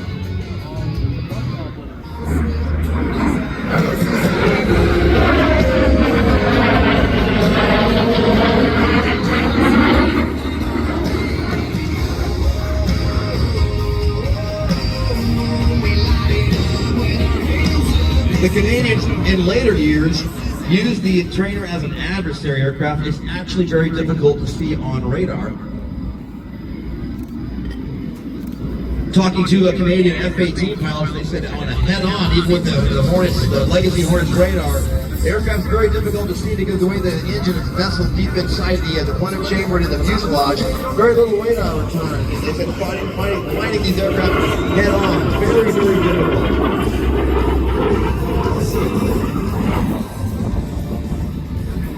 Canada retired their last aircraft in April of 2005 after 54 years of service. And just a couple of years prior to that, they put some big upgrades on the cockpits, modernized the cockpits, and then guess what? They retired them, and they sold them on the private market. A number of folks in North America own these small Canadian aircraft with the very, very expensive upgraded cockpits. I heard people getting them for as low as $20,000, $25,000 back in 2005. There are currently about 50 of them on the private market.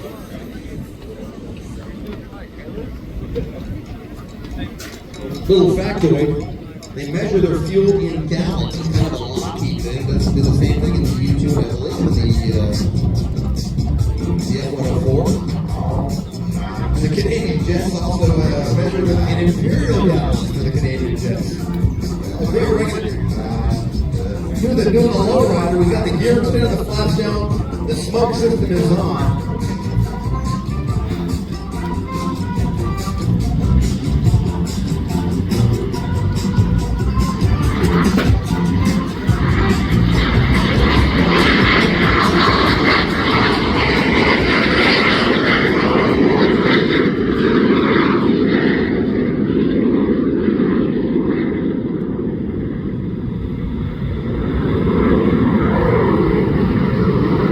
Go back to 2013, what they call sequestration. It's when the military decided we were not going to support air shows that year due to budgetary reasons.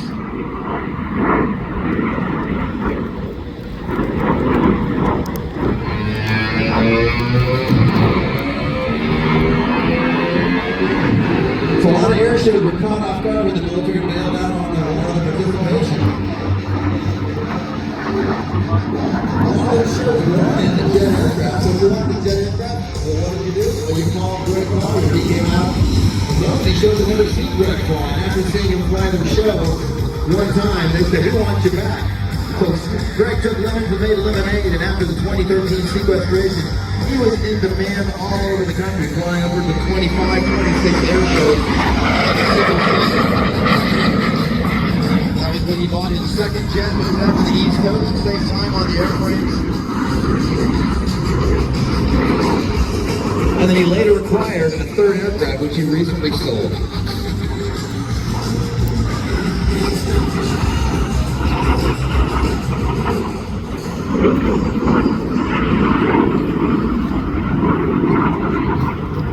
As I mentioned earlier, Greg uses T-33s to teach new Air Force and new Navy test pilots as they go through their curriculum. And Edwards Air Force Base Test Pilot School and Navy Pax River, their test pilot school.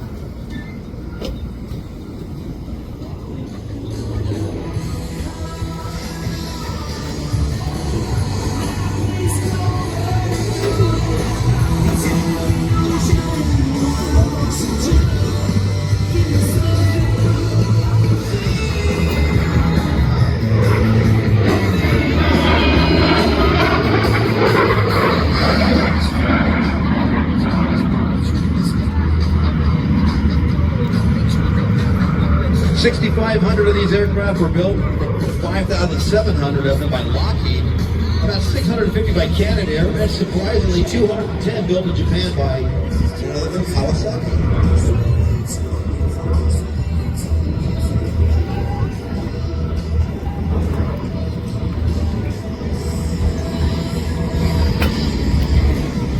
This will be Greg's last pass.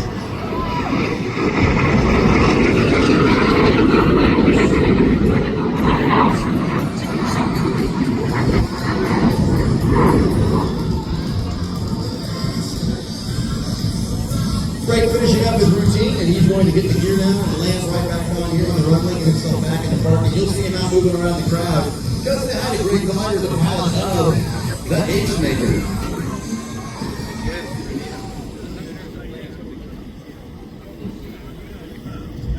You know, coming up a little bit later, we've got a pretty cool performance that's going to come your way. We've got to have VFA 122, the TAC demo team from Lemoore. They're going to be coming up next.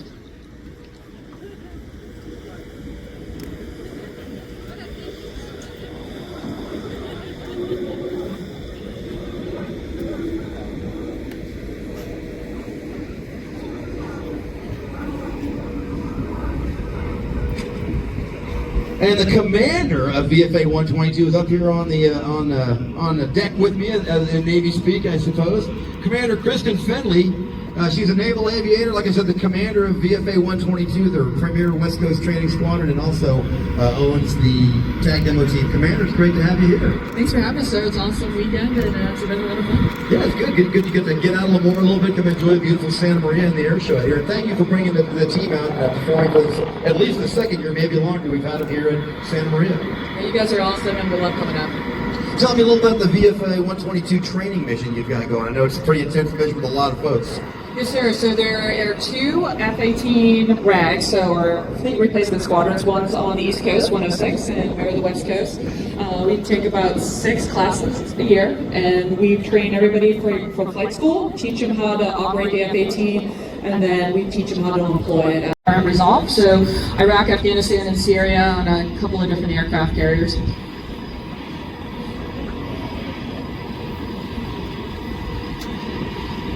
Well, Skipper, thanks. I'm going to jump in here and tell you a little bit about this. On behalf of the U.S. Navy's Naval Air Station Lemoore, Commander Strike Fighter Wing Pacific, and the Commanding Officer Strike Fighter 122, we're proud to present the Hornet demonstration. On takeoff, they'll perform the low transition, raising the landing gear and accelerating to 400 miles an hour to give you a close-up look at the power of the Rhino just 50 feet off the deck. And at the end of the runway, they're going to pull right into 7 Gs, taking it into the vertical.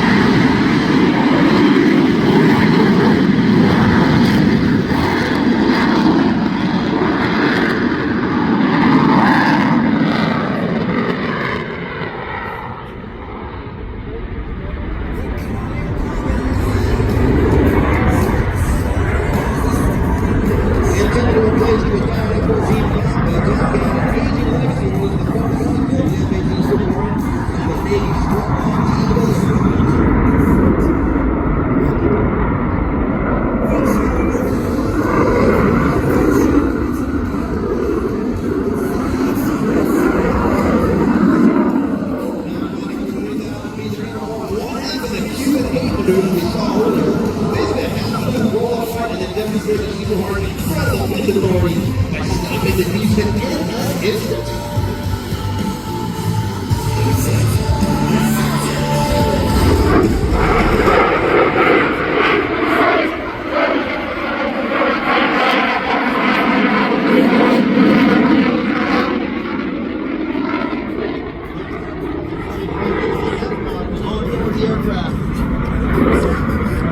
Lieutenant Fernando Silva, call sign Bam Bam, Lieutenant Caleb Smith, the Naval Flight Officer, call sign Little Pab.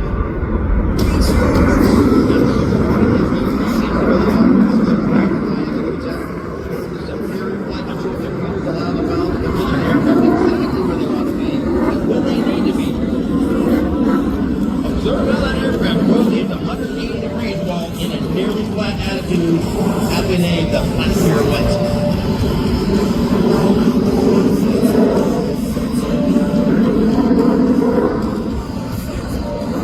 Super Hornet engine produces over 44,000 pounds of thrust of full afterburner.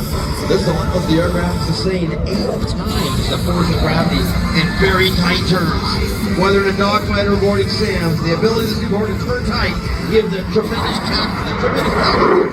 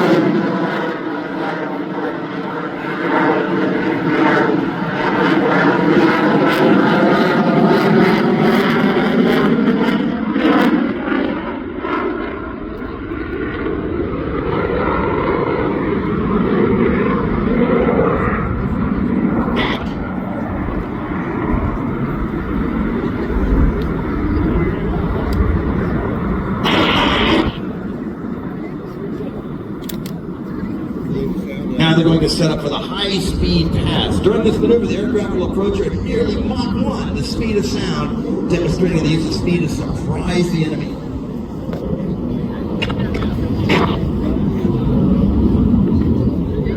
Rhino Demo with the announcer, how are you? Good, I'm down a little pass here, back to you, command engine approach. Well, we're on high-speed pass right now. Guys, that for 50,000 kilos per hour. Television.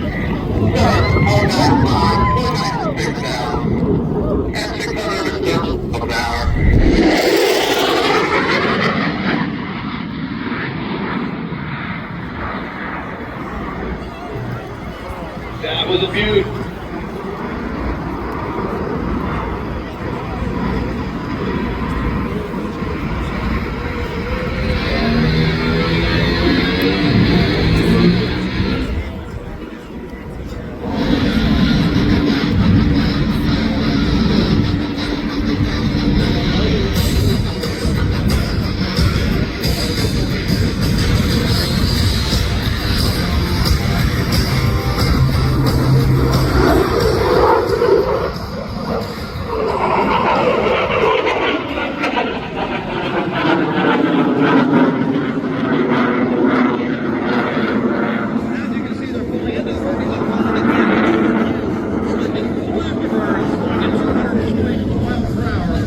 They will perform a very enjoyable negative 3G pushover to set up for the vertical pirouette.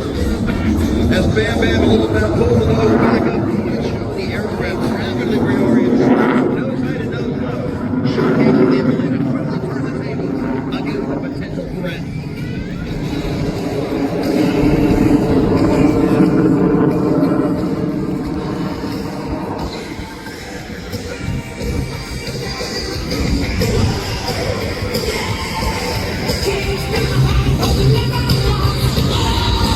Bam Bam and Little Pab are now setting up for a maneuver known as the square loop. Selecting afterburner as the jet approaches show center, they will rapidly position the nose 4 times, flying a square path through the sky. From the left, it's the square loop.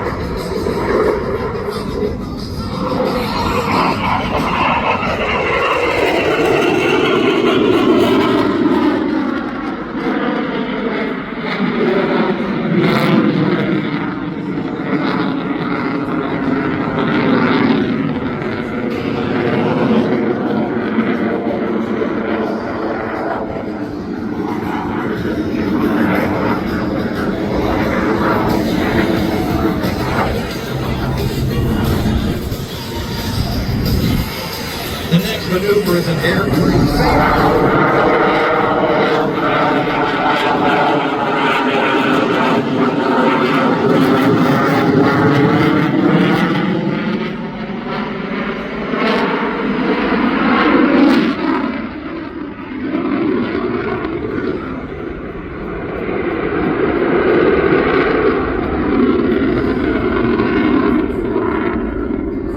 I say it's a favorite, a little bit tongue-in-cheek. They call it the Ricardo. It is affectionately named after one of their pilots who despised performing this maneuver.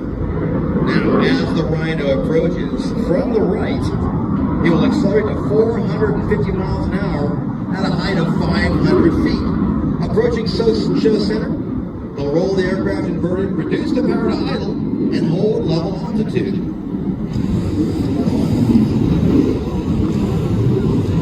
Ladies and gentlemen, from the right is Bam Bam Little Beth in the inverted whisper pass, also known as the Ricardo.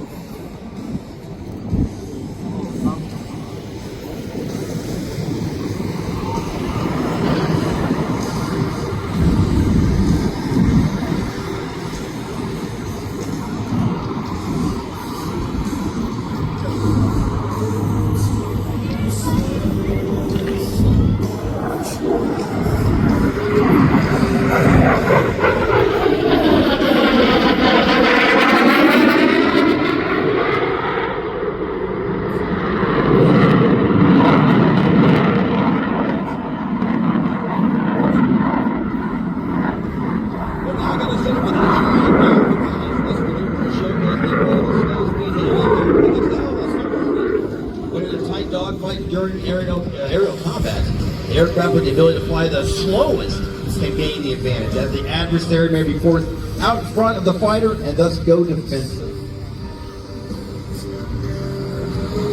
Few aircraft in the world can actually do this. Ladies and gentlemen, we're going to go inside the cockpit here with Bam Bam and Lil Pab as they set up on the left for the high alpha pass.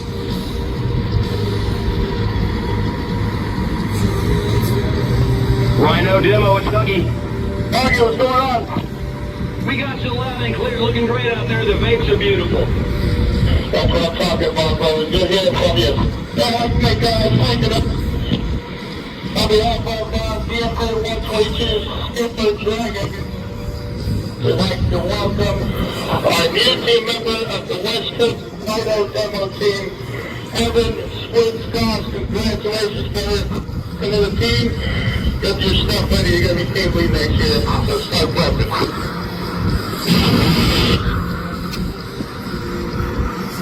Well, folks, if you didn't catch that, they just announced that Squid standing here announced me Lieutenant Evan Goss is going to be the new pilot next year for the team in the RU-25, the high alpha pass.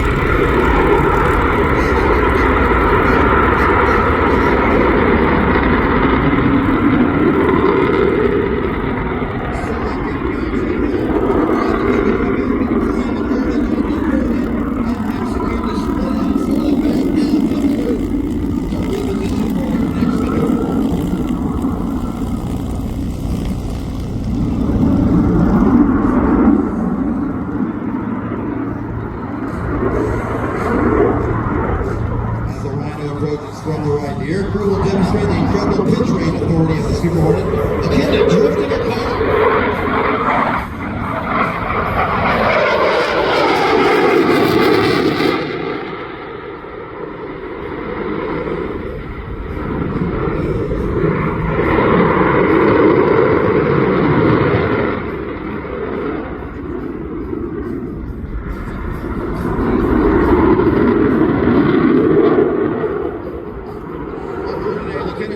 Lieutenant Smith are now setting up for a touch-and-go landing.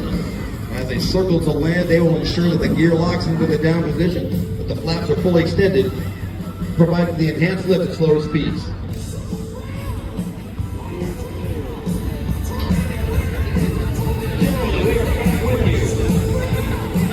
we're going to assess it what it sounds like and looks like, but we're going to back here.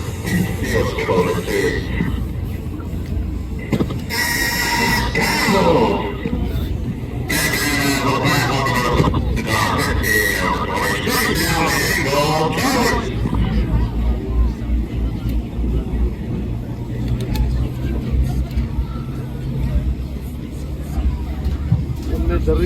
Folks, a little inter-cockpit communication as they roll into the lane.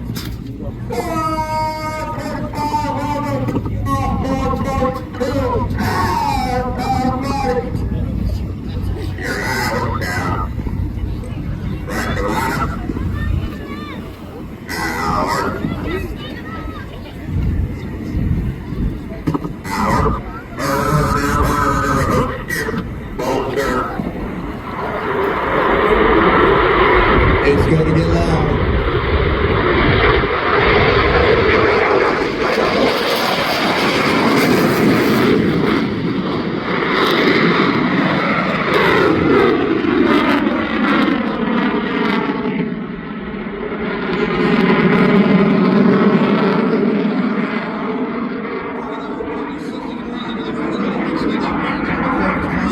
Touch and go.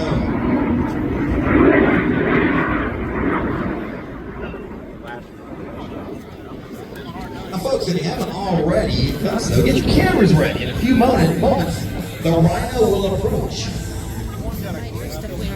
the photo pass. This is going to give you an up-close look at the pilot, the NFO flying the Super Hornet today. Setting up from the right, Lieutenant Silva and Lieutenant Smith on the Rhino photo pass. Dig it.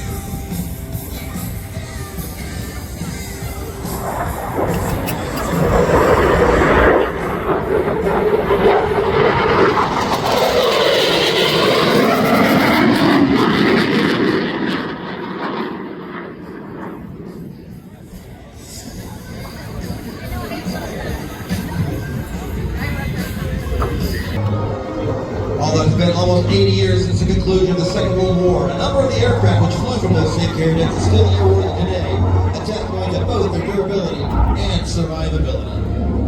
These vintage warpers are now owned and operated by private individuals who, through their first lens to maintaining and flying vintage aircraft, play an active role in keeping the history of naval aviation alive and actively. Steve Hinton, and flying on the wing position formation, our F-18 TAC Demo Super Hornet, flown by Bam Bam and Little Tab, Lieutenant Silva and Lieutenant Smith.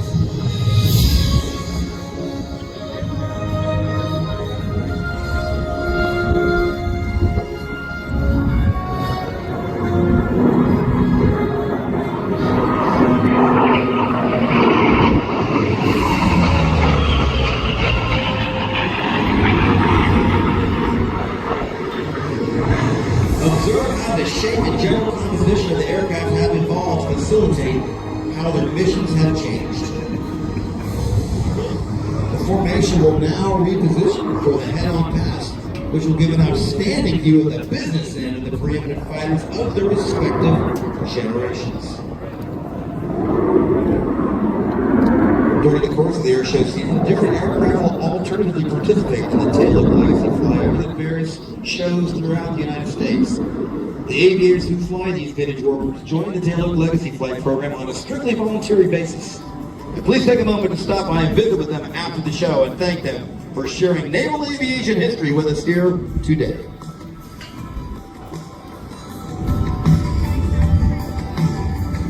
Ladies and gentlemen, the Legacy Head-On Pass.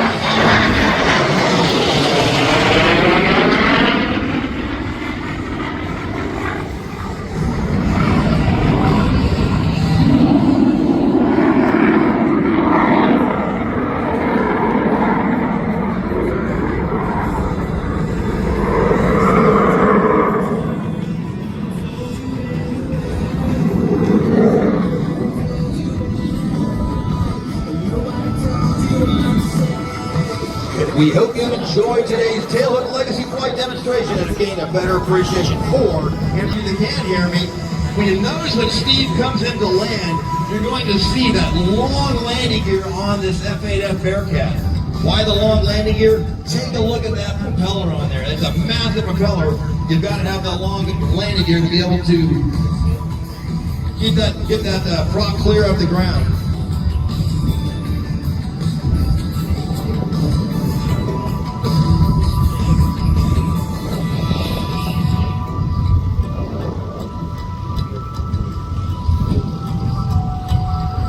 Steve Hinton flying on the short final. Said that is one of the most enjoyable aircraft he's ever flown. Now he is bringing it on down for the landing. I also said one of the easiest aircraft to land. I've been told by World War II vets from the Navy that said that the Hellcat and the Bearcat, very easy aircraft to land on the aircraft carrier relatively. So keep watching out there.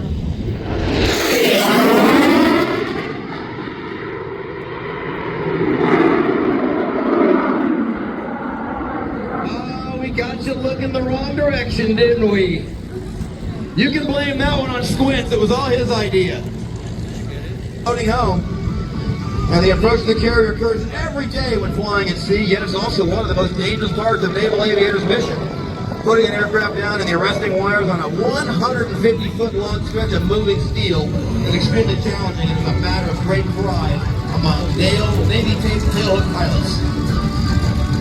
Catapulting off and subsequently landing on board a ship hundreds of miles out to sea, a skill that has been continually perfected throughout our Navy's history.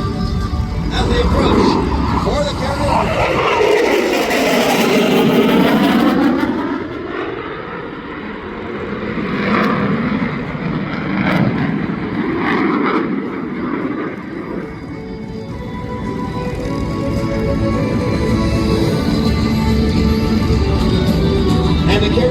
Skill set that distinctly sets apart naval aviation, apart from our friends in the United States Air Force.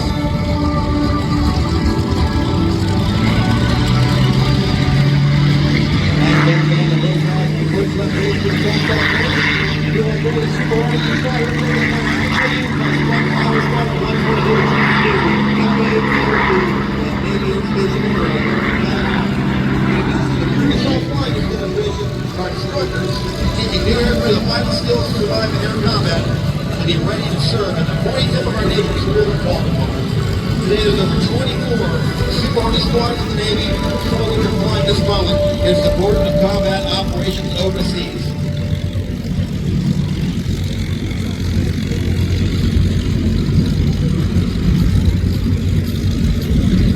On short final, the landing gear is down, the flaps are set, the AOA is set.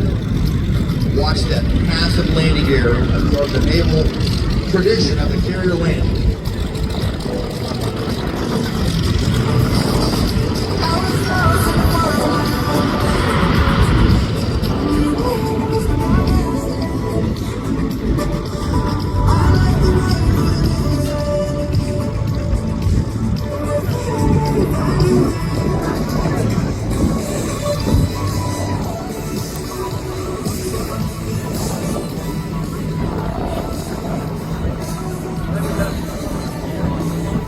Range, exceptional maneuverability, and good firepower.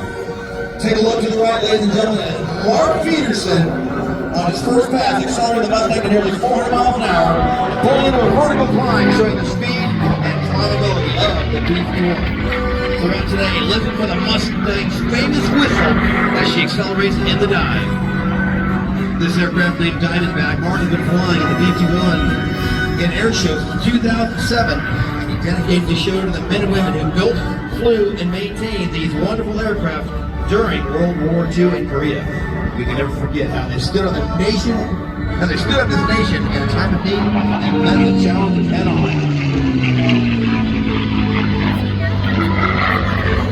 Marco now performing classic air show rhythm starting at 350 miles an hour.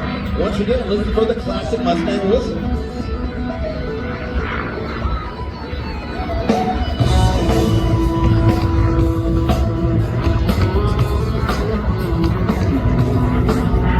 Mustangs destroyed 4,950 enemy aircraft in Europe to make them the highest scoring U.S. fighter in the European theater. They're even started off with bomber escorts, ground attackers, interceptors, and photo recon aircraft. Mark's next one will be what happened in Human 8 to reposition the aircraft back to show center. In the 80s and 90s, this Mustang was known as Stiletto and raced regularly in the Reno Air Race. In fact, she won unlimited gold in 1984 with Skip Home at the controls at 437 miles an hour. Earlier in her career, the Mustang was registered at November 332 and flew in the Harold Smoke Transcontinental Races, winning in 1964. Originally designed by North America for the British Royal Air Force, it was a British gauge version named the Mustang. Mark's next maneuver, the barrel roll, which is the lunar roll, showing off the famous belly of the P-51 and its famous scoop. Inside that scoop are two radiators, the engine cooler, and one for oil cooler, that dissipates the massive heat generated by the mighty Merlin. In flight, the scoop actually produces thrust by heating the air before it's pushed out the door under the tail. After returning from a mission, if they had a victory in the air, fighter pilots of World War II would often perform a victory roll over their home field to let everyone know the good news. Well, Mark will show you just what that looks like. Ladies and gentlemen, from the right, Mark and Diamondback in the P-51 victory roll.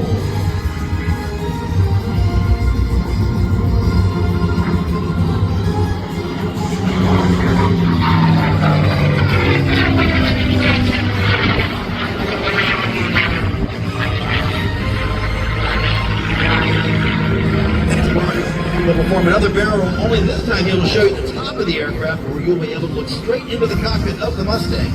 Note the excellent visibility provided by the bubble canopy of the Mustang. The canopy on Mark's new model is significantly larger. Why? This aircraft was converted to a two-seat trainer version of the Mustang, the TF-51. Take a look.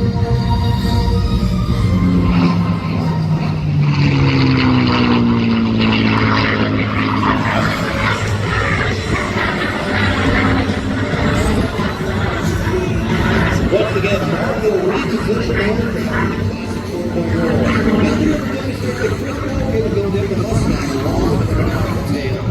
Watch as he sets each point of the 4-point roll and watch to demonstrate the control authority of the Mustang.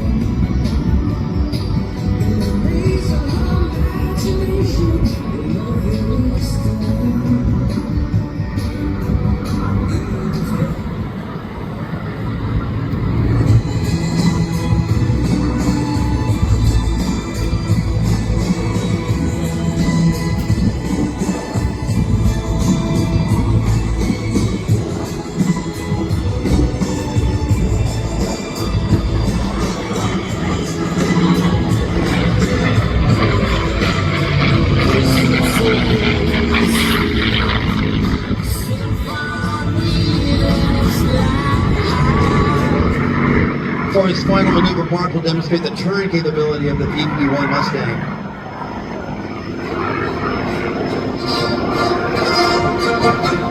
Turning is the most important capability of a fighter in a dogfight. And the ability of the fighter to roll and sustain energy in a tight turn often meant the difference between victory and defeat.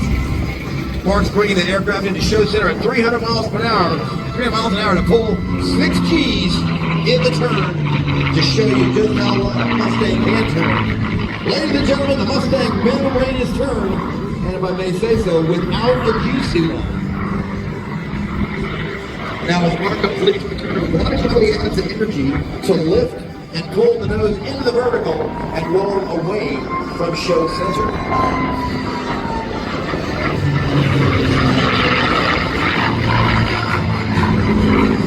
Mark will reposition the Mustang behind the crowd and set it for the photo pass. But get those cameras ready, as you'll have an excellent opportunity to see the Mustang up close and personal. $. It went through a number of owners with eventually crashed, rebuilt, drove it front as the racer, and take a look to the right. you'll see the beautiful look of that large D-model canopy of the TF-51. And they call that.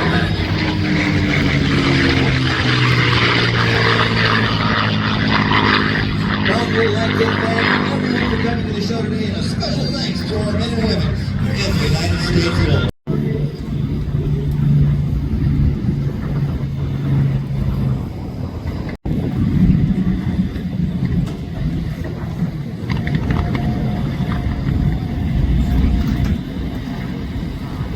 The Mustang was famous for the Western Front, escort bombing missions all the way from England to Germany back.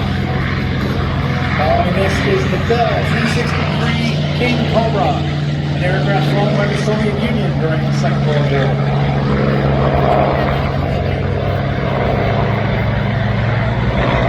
Next up, the Curtiss P-40 Warhawk, an aircraft that was already in service in 1938. Continued on throughout the war.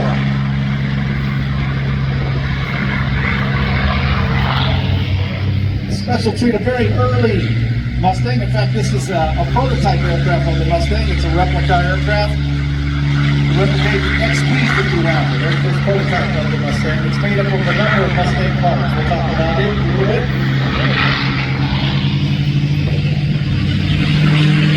Another 351B.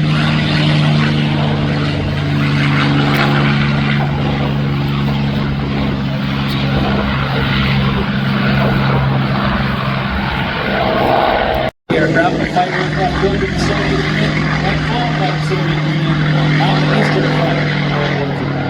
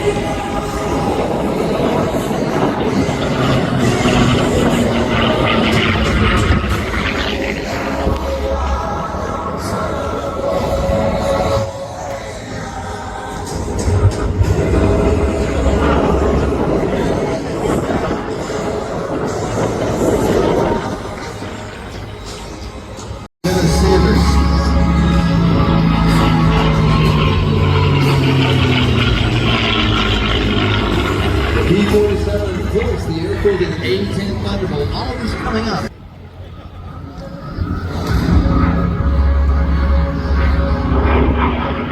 Bell King Cobra coming over now. Yeah, one of the most unique aircraft I think we have flying out here today. Very, very rare. Only 3 of those flying today. The P-63 King Cobra, as I said, built by Bell. The engine actually sits behind the pilot. Now there's a 10-foot shaft that runs from the engine underneath the pilot to the propeller. That 10-foot long shaft was actually designed to flex. It can go plus or minus 4 inches from center. That's an 8-inch sway it's got on that. And the engine, when it develops that power, that steel rod, that steel shaft actually twists 5 degrees. You can imagine that. Talking to Patrick about, he said he was about 80 days where it was actually broken, but plus or minus 4 inches on the movement. So they actually used it primarily against the Japanese, and they kept a lot of it in reserve because we needed to stipulate that if we go off the war, there was going to be a land grab. And the Russians also wanted the aircraft because the cannon that Brian alluded to, that cannon they felt was going to be very, very effective at shooting down our B-29 bombers. Coming in now, B-51D and an EXP-51. This is an aircraft that simulates the prototype of the Mustang. It's actually made up of parts of the Mustang A, B, C, and D models.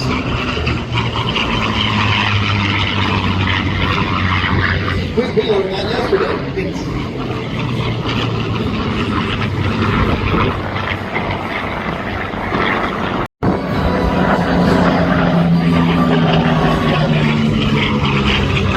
P-40 with its distinctive shot face.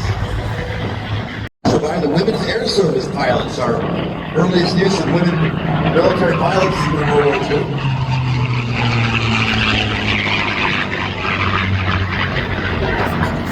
Great view of the King Cobra, flown by Patrick Nightingale.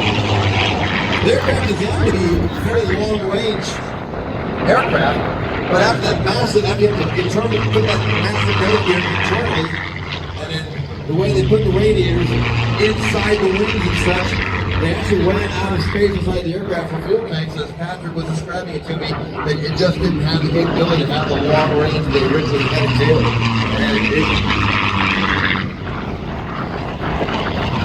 The P-63 with 110 degree per second roll rate, that has a better roll rate than the other fighters, even to include the P-51, the P-40, and the P-47. As Brian talked about yesterday, the Army Air Force used over 300 of these aircraft as a manned target called the pinball. Yeah, there was a pilot in the cockpit of the aircraft, but they would still go up and do gunnery practice on it. How did they do that?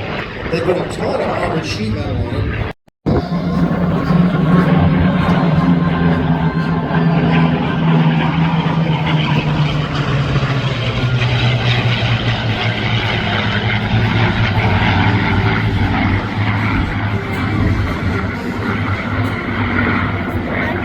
More Russian Soviet communist action out there. Oh no!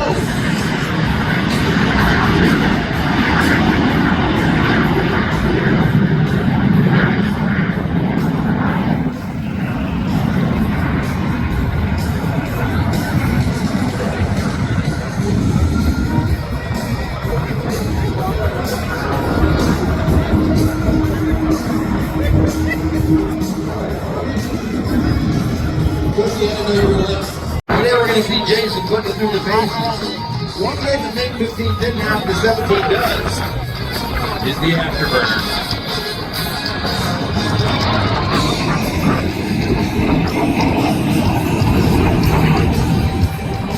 Jason acquired this aircraft about 5 years ago, and it's stored in Chino, and he worked a deal with the owner box, and he brought it out to the air show circuit, primarily here in Southern California.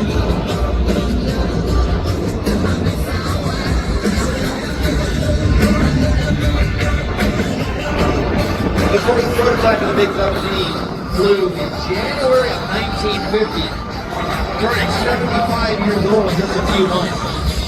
Accepted for production in September of 50. Jason will bring it in low from the left.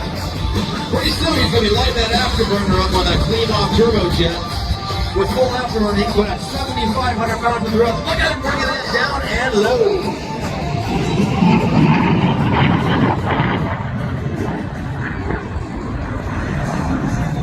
Jason says when he lights that afterburner up at full power, he's burning about 2 gallons per second.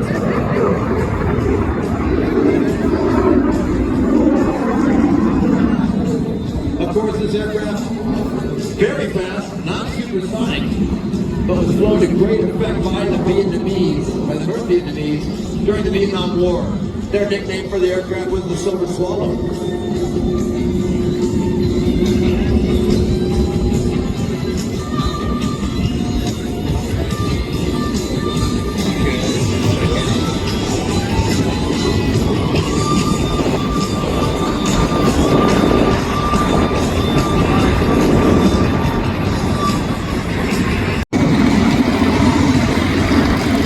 Giving you a great look at that 45-degree wing sweep. You know, this aircraft did fly in Vietnam and it was going up against the technology level F-4 Phantom. This tiny little jet is going up against this massive F-4 Phantom. That has changed a number of our tactics over the on his MiG-17.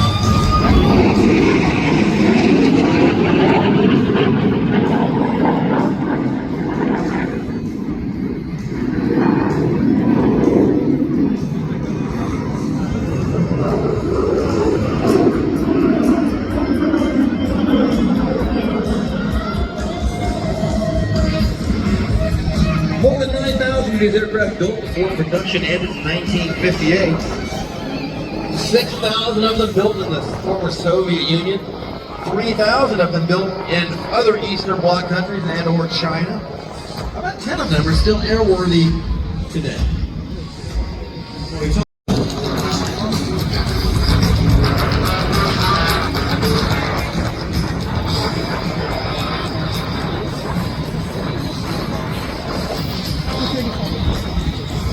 Most of the smoke systems you see on the propeller aircraft are created by taking simple paraffin oil they inject into the heat of the exhaust stack, turns it white, injects it out. Doesn't hurt anything, not bad for the environment, it's pretty just benign and neutral. A little different setup, I believe, on Jason's aircraft. Got smoke pylons below it, below the wing.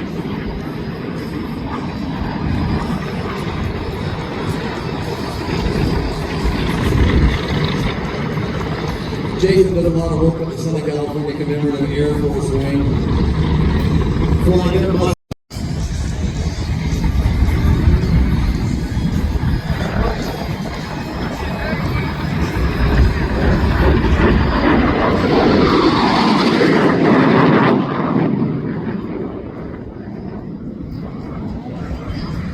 Jason Brady starting show.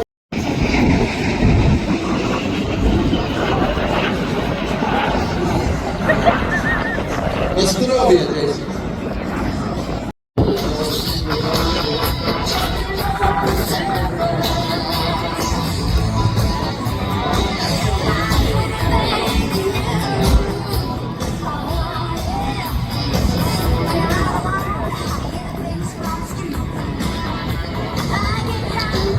Let's thank the Santa Maria Airport for hosting this wonderful event today, along with Abby Carpet, the Central Coast Jet Center, Chick-fil-A, Mercer Fraser, Toyota, and Honda of Santa Maria. Take a look to the left, ladies and gentlemen, using that very beautiful and unique smoke system. The Hawker Sea Fury, the last propeller-driven fighter to serve with the Royal Navy. The 4-point roll executed with precision by Dennis Sanders. You get a great look at that uniquely shaped wing. You'll see a lot more of that. Dennis, the builder, designer and builder of the smoke system that he has on his aircraft himself internationally. Watch the smoke rings as they start to dissipate. You're going to see them, the wind doesn't get too high. Just break into an individual smoke ring that's such quite majestic. Dennis executing the Cuban 8, the right half of the Cuban 8 over to the show right. The lineage of the Hawker Sea Fury comes from the Hawker Typhoon and the Tempest fighters. Only 1934 pilot was going to do a loop and realized, hey, I'm not going to make it to the loop. Rolled out just like you saw Dennis do. Finished out, did the same thing on the other side. And it's never been done before, but it's been done ever since. The plane was left over, got drug out to Chino, and they finally said, hey, let's just get rid of it and scrap it. They found the aircraft was, the Sea Fury was too hard to move, so young Dennis convinced his dad to keep it, and they started working on it in 1990.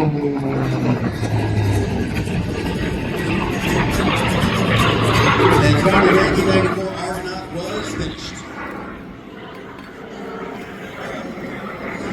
Argonaut was restored with a 3350 engine, but they liked the idea of the Pratt & Whitney R2800 instead, which was originally a DC-6 motor. And that's what that Argonaut has 450 hours on it with the 3350 and 200 hours with the R2800. But it even had its Bristol Centauros at one time, so it's pretty much flown all three engines.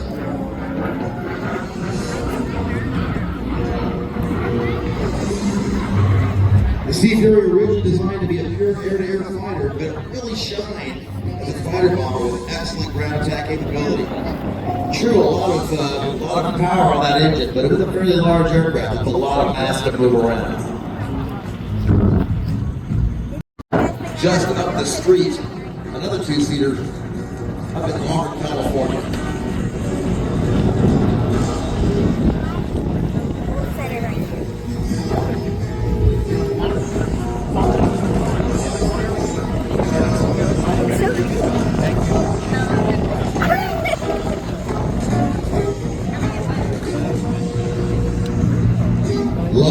class from the right, ladies and gentlemen, Dennis Sanders, the Hawker Sea Fury 924.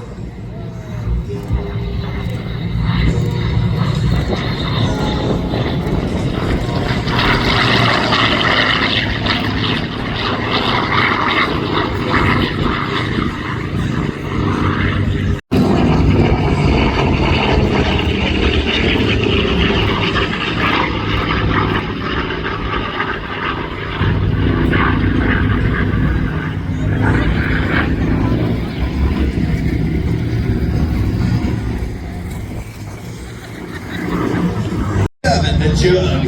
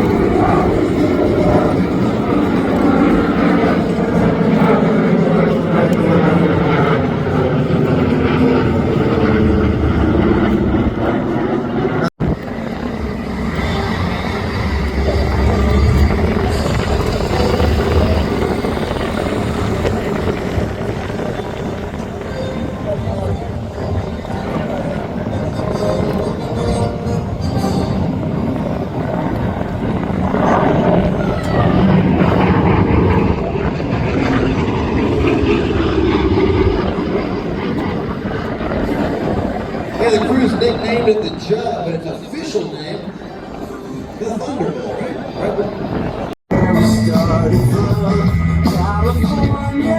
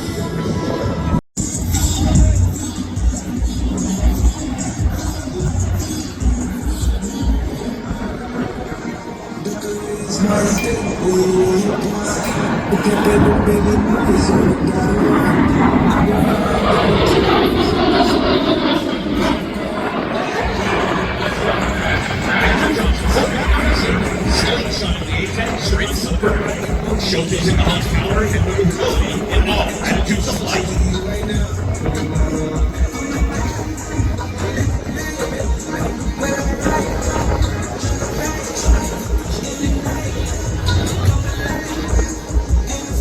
Major Johnson is now positioning the A-10 crew past down the shoreline. Double aileron roll. The Hans ailerons become almost half the size of its wings, enabling it unparalleled controllability at slower speeds.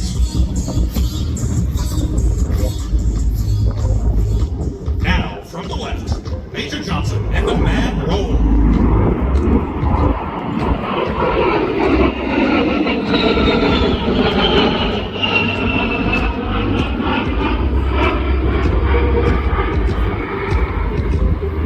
Major Johnson is prepared to demonstrate a slow roll along the shoreline to display the Hog's precise handling characteristics. As she rolls, who knows, a heritage double paint scheme inspired by the F-105 Thunder Chiefs, operated by the 355th Tactical Fighter Wing during the Vietnam War. Known as the Thug, F-105s are the dominant attack aircraft during the conflict.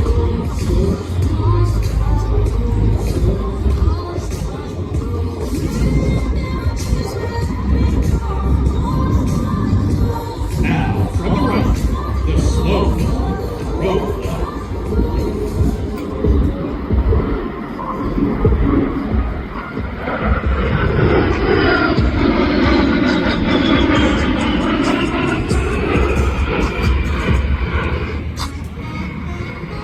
Major Johnson is now executing the classic aerobatic maneuver, the Cuban 8, twisting and turning over the mountain. The Warthog can operate and deliver devastating firepower under a 1,000-foot ceiling, unmatched by any comparable fighter.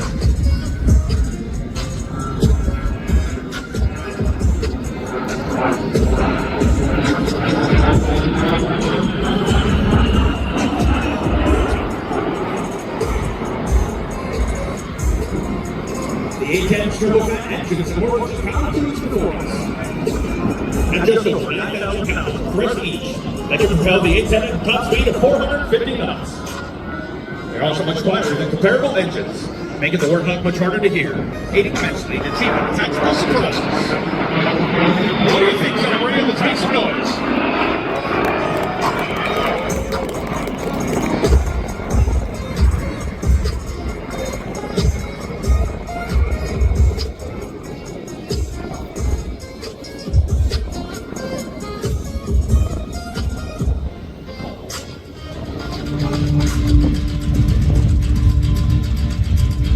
Major Johnson is now repositioning your aircraft to perform a 360-degree high G turn. It's the A-10's quick turn rate, a small turn radius, which enables it to work effectively over the battlefield, even under marginal weather conditions. Here we go, Santa Maria.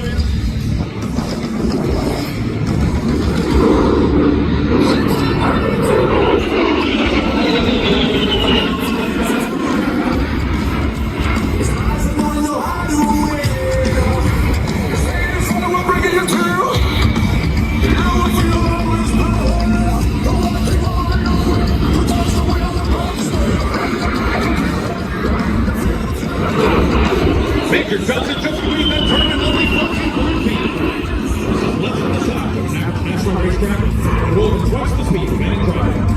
On the battlefield, this capability enables the Warthog to turn quickly and evade enemy air defenses.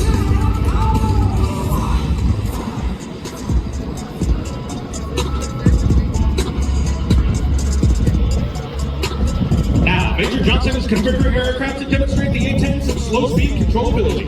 And its final approach speed is 120 knots. Get your cameras ready. This slow speed pass will give you a good chance to see the A-10's high bypass engines and unique tail design. These and seat features help match the engine's signature. Let's go to the cockpit of the A-10 and hear what Major Johnson has to say. Good afternoon, everyone. Good afternoon.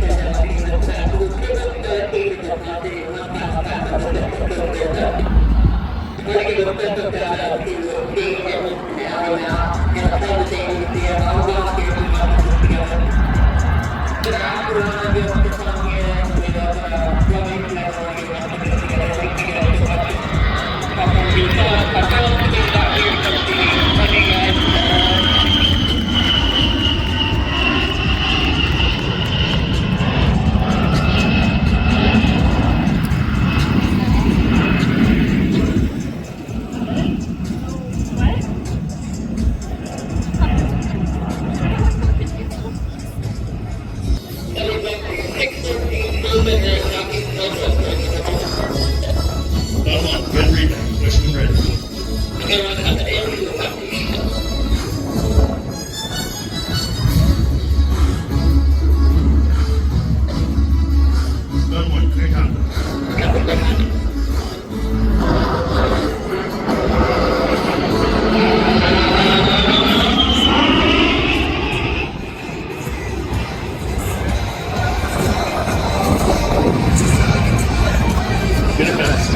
Get it fast. Grab immediate reattach. Save parts, save restrictions. Welcome, technology into the Northwest in 30 seconds.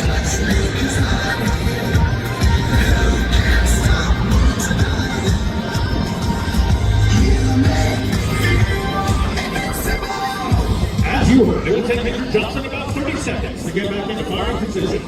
The two logs working together. Enemy forces will be on an A-10 firewalls to bring 10 to 15 seconds.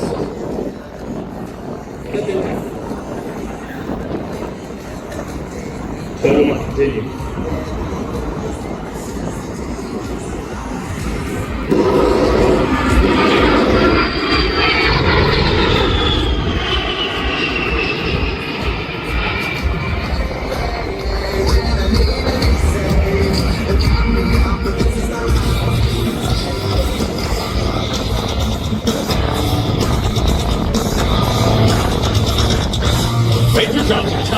for her final attack, she will simulate dropping 500-pound bombs. These gun-operated bombs are useful for surrendering airfields or destroying buildings, adding versatility to the Hog's arsenal of weapons.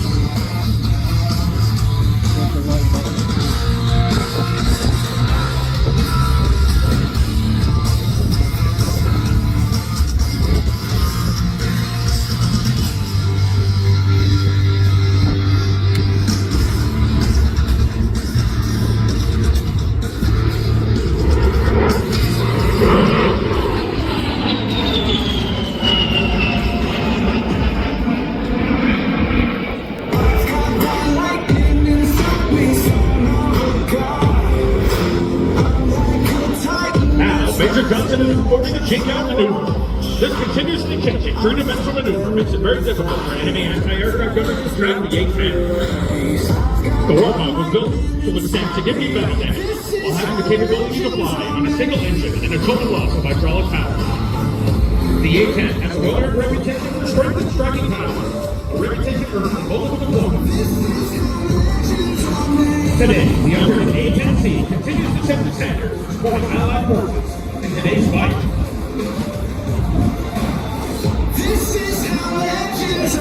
Now, from the right, Major Johnson in a full-point roll.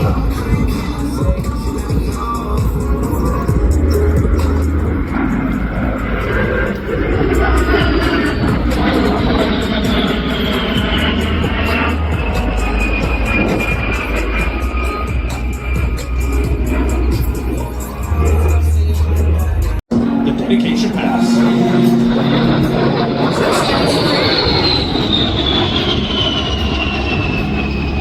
Once again, it's Lee Almost Fight, today's drunk fight, and any wounded warriors and veterans in attendance today.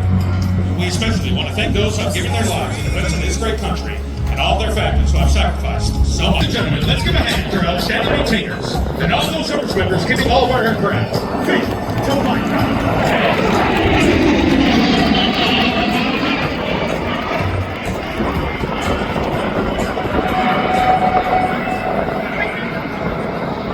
Our phenomenal maintenance team assisting in today's demonstration is Staff Sergeant Toriano DeQueer from New Iberia, Louisiana. Senior Cameron Bowles from Columbia, South Carolina. Senior Anwar Allen from Laurel, Maryland.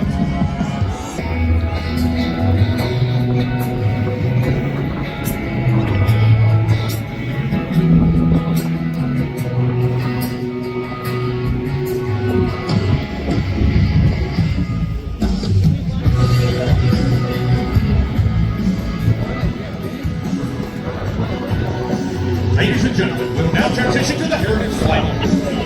Welcome to enjoy this brief display of only a fraction of the A-10's full combat capability.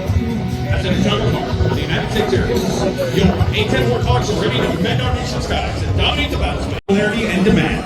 And now, Heritage Flights are performed at air shows and special events in the United States and around the world.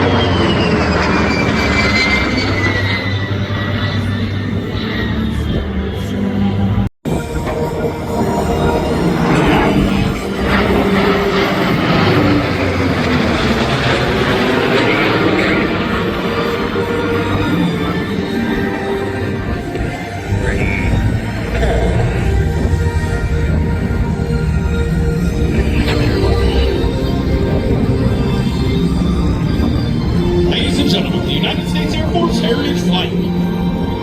Hope you enjoyed watching and taking pride in this rare display of over 70 years of air-powered heritage. Ladies and gentlemen, we thank you for your hospitality and spending your Sunday with us. Contact demo. Out. Back to you, buddy.